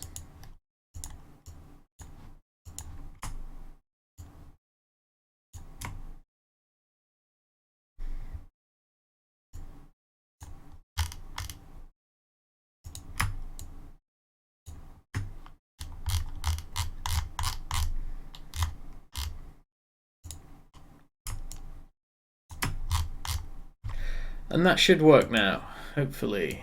Hopefully that should work.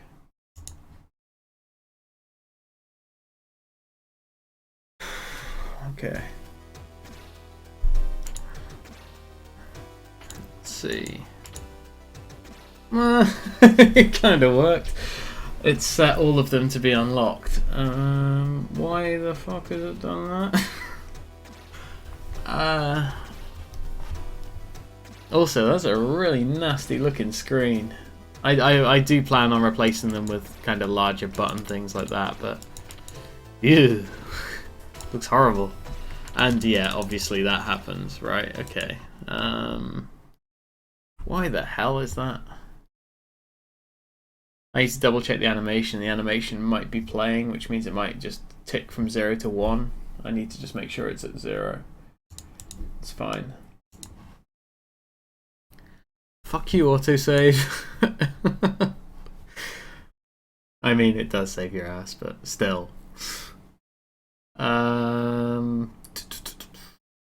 Yeah, check the animation. Speed is 0, so no, it shouldn't be ticking. Why were they all the same frame? Because I'm setting all of them to 1. That was a pretty obvious error there. Never mind. Okay, try that again.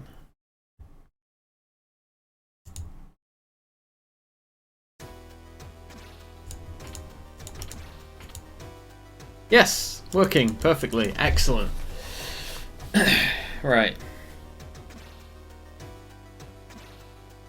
I mean, that's the unlock system. Character unlock logic. What the hell's that?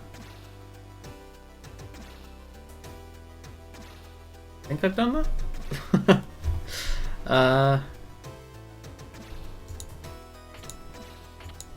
I need to work out how to hide that as well, I guess.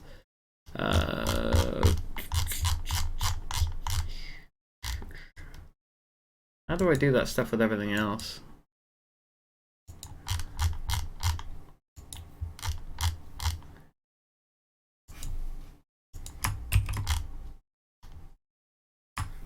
So just do a little search for UI weather and then find out where it's hidden. Blah blah blah blah blah.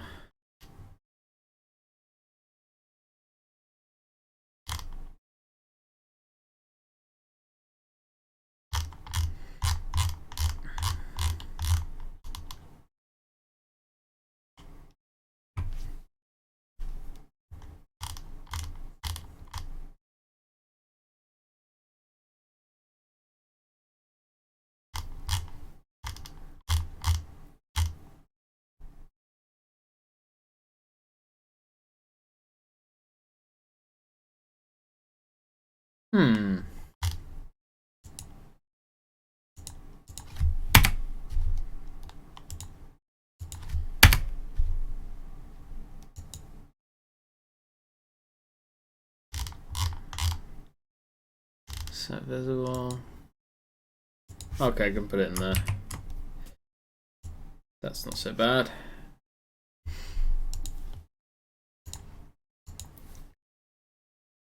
Oh, hey, you're back. You've gained new information.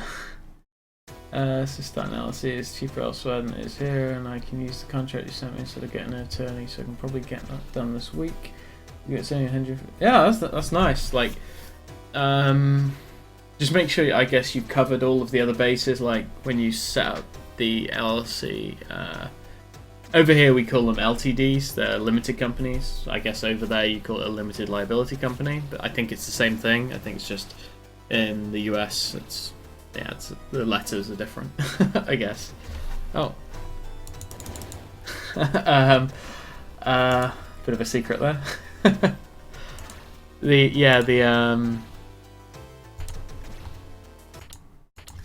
Basically the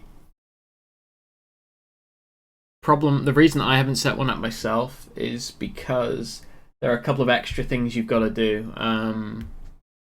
Like, you have to have a business bank account to set up an LTD here, which they always incur monthly fees. You technically have to have a board of directors, which could technically just be yourself, and you have to have a directors meeting, I think, like once every quarter or something, which could just be you sitting in a bedroom saying, things are going well, yes they are, and then you carry on. there's a couple of little formalities like that, but that could be like a UK based thing. It's worth looking into the business bank account thing. Having a business address as well, like where I currently live, because I'm renting.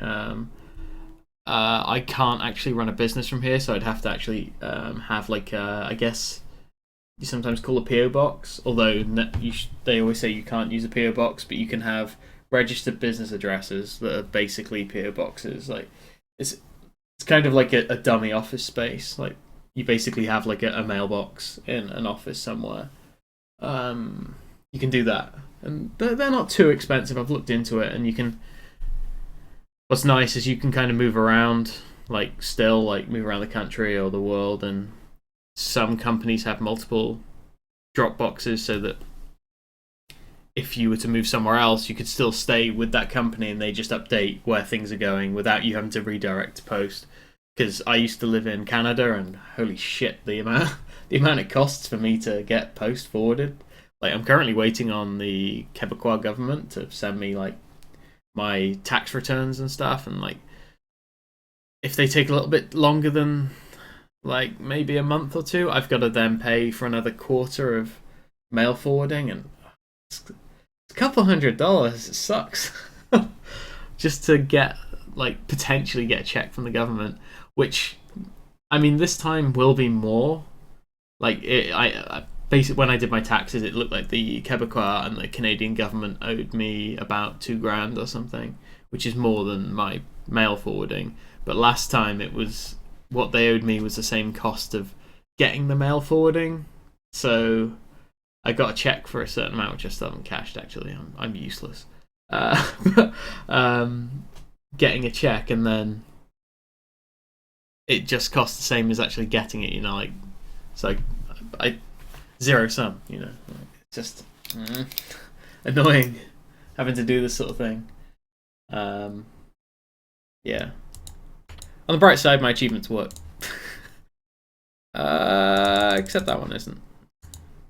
Because I only set up one, maybe? Was that it?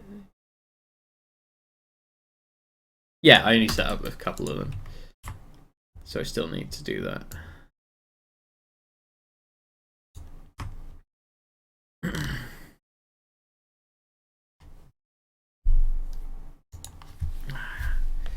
a cramp in my hand.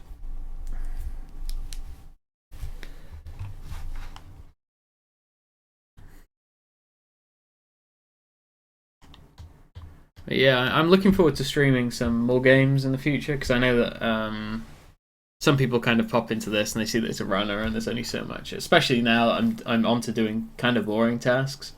Be nice to maybe make a game where people could kind of throw some suggestions my way and I kind of work on it there. I think that'd be fun.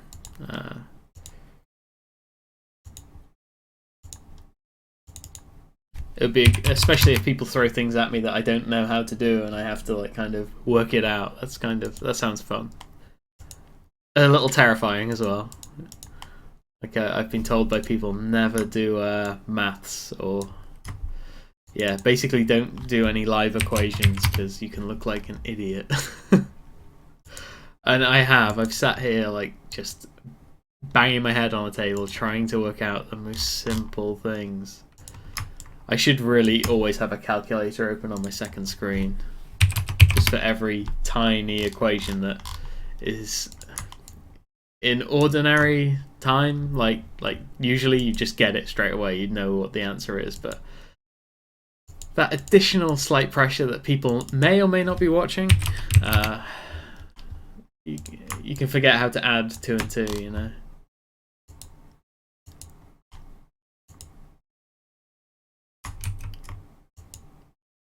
$904, $905. I guess because these UIDs are going up by 1, that probably means that I have 905 elements in my game, like, you know, sprites in the game. Seems quite low, but maybe that's it. That's kind of weird, but Okay, now it should the achievement should reflect what I've actually got. Hopefully.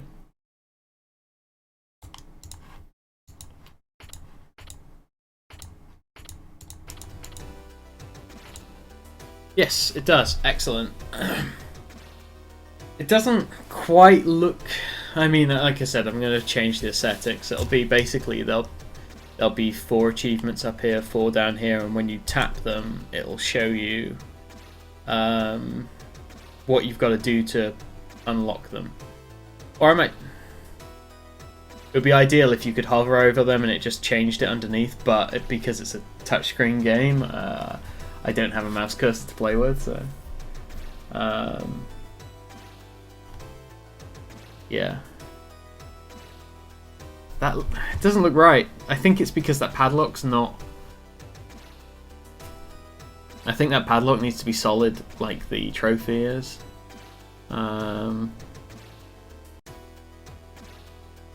Could actually put exclamation marks at the end of every one that you've unlocked as a way of differentiating it.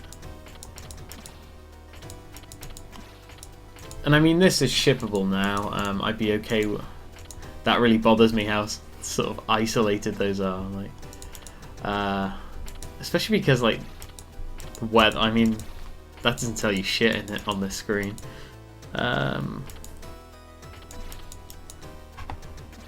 I think that's done. I'm happy with that now. That sort of I'm questioning a bit because of the way the stat screen works. Oh, it's not there, but yeah.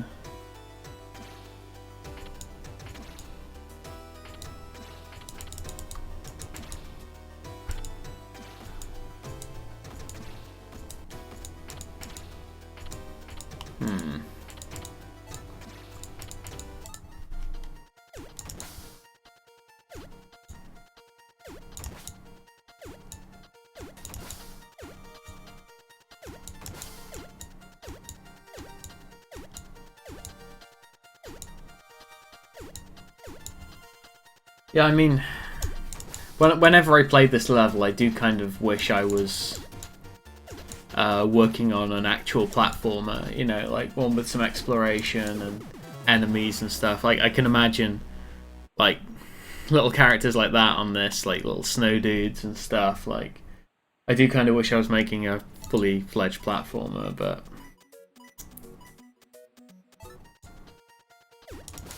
Time, man.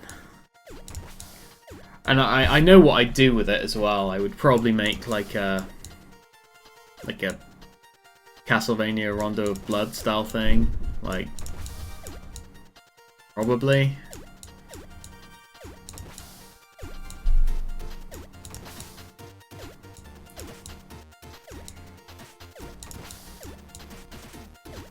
Oh, it sounds like people are back. I don't know, maybe that's what I'd do. Yeah, I'd probably make like a Castlevania Rondo of Blood, like kind of 6 to 8 levels, linear, but with alternate routes out, like alternate exits, I would say. Yeah. But it's so much work. Like, I would love to do it, it's just, it is a lot of work.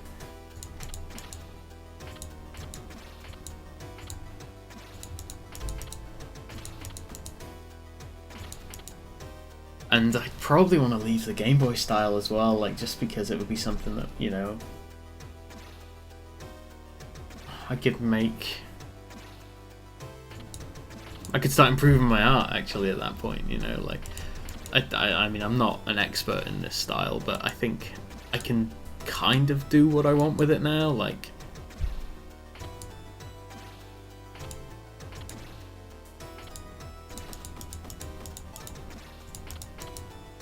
Like, I think I know how to, at least with this resolution and this sort of style I've kind of worked out, I think I know that I know how to make that look right.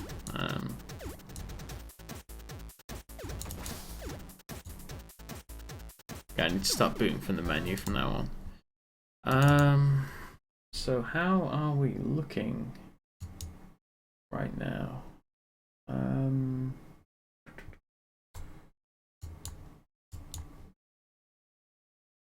For the text document, no.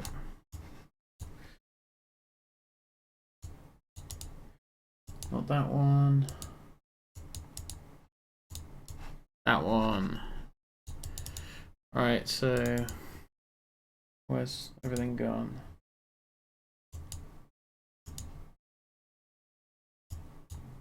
Nope, not that either. Where? Right, put it back on the other window. There we go, right. So I think I've done the achievement screen. I'm happy with that. As if by magic. And I'm gonna update my task list. So this isn't going to be the most exciting part of the stream, but it's got to be done. So my alpha date did actually have to move. It's tomorrow instead. So that's the 22nd, which means my code freeze moves back.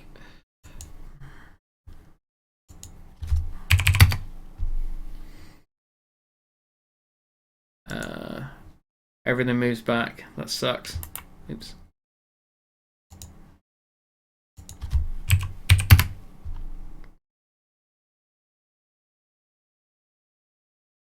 Beta should still be... No, that needs to move back as well. So 29th. This is going to have to be the 5th.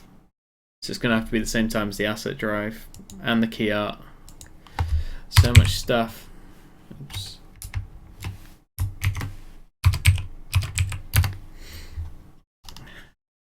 Yeah, so I need to get in touch with Barry's contact for the key art. I need to put together a load of assets for the trailer, which basically they're just sitting on. I need to get the fire asset completed. The character unlock logic. I need to double check what that is. I think I've got all that stuff done. Yeah, once I guess code freeze will be in the same time. It's just the beta's got to move back, and I'm not going to remove my dates. I don't think. Yeah, I'm not going to move those dates.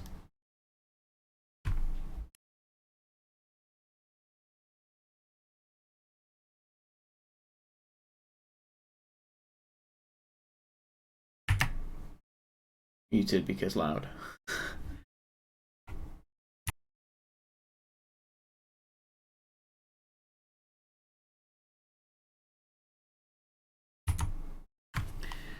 Yeah, so basically I've got...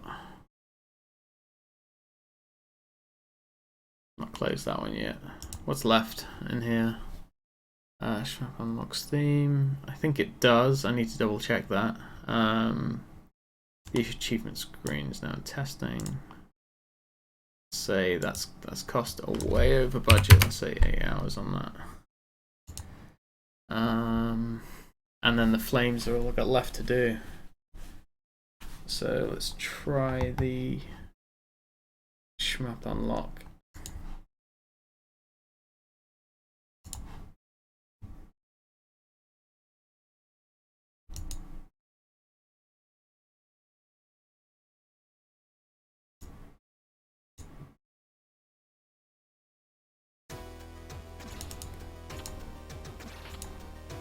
So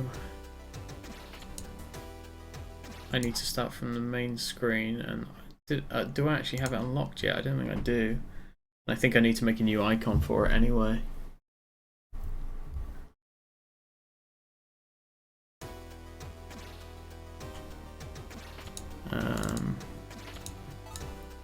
Yeah, it's this one down here. That's not unlocked yet. So I might actually just be able to unlock it from the screen here. I just need to wait.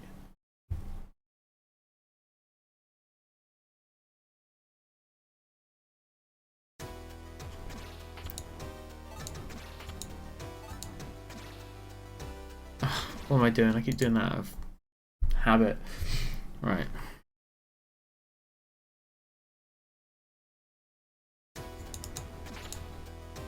done it again. That's amazing. Right, leave it.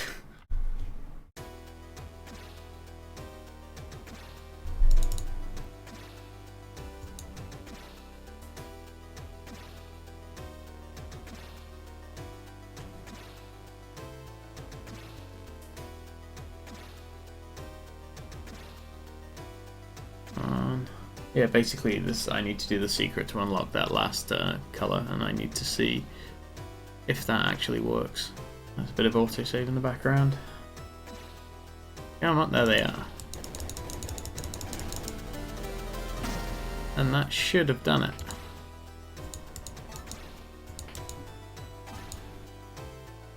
There it is.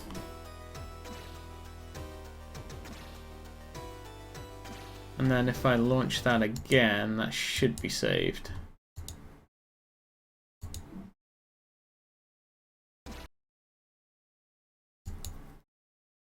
Hopefully.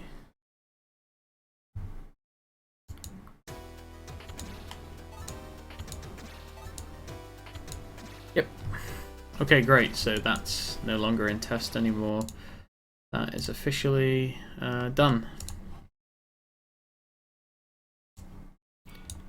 You could do with some feedback, like currently that basically doesn't tell you that you've unlocked it. It plays that little tune, but there is some feedback that needs to be done, so I'm just going to add that to the list. Let's put it in beta.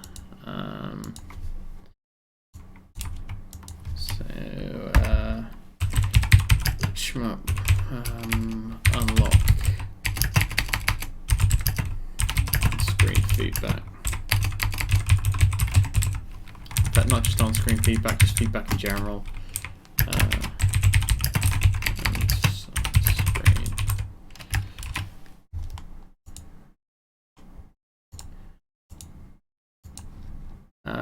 Yeah, that's cool. What was the other thing I needed to do? Achievement screen images. Yeah, that's a new thing.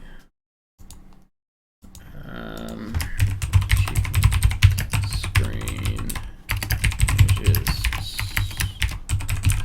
Swap text for icons. Again, that's an improvement. I'm going to say that's put 4 hours on there, and then yeah, put it in beta.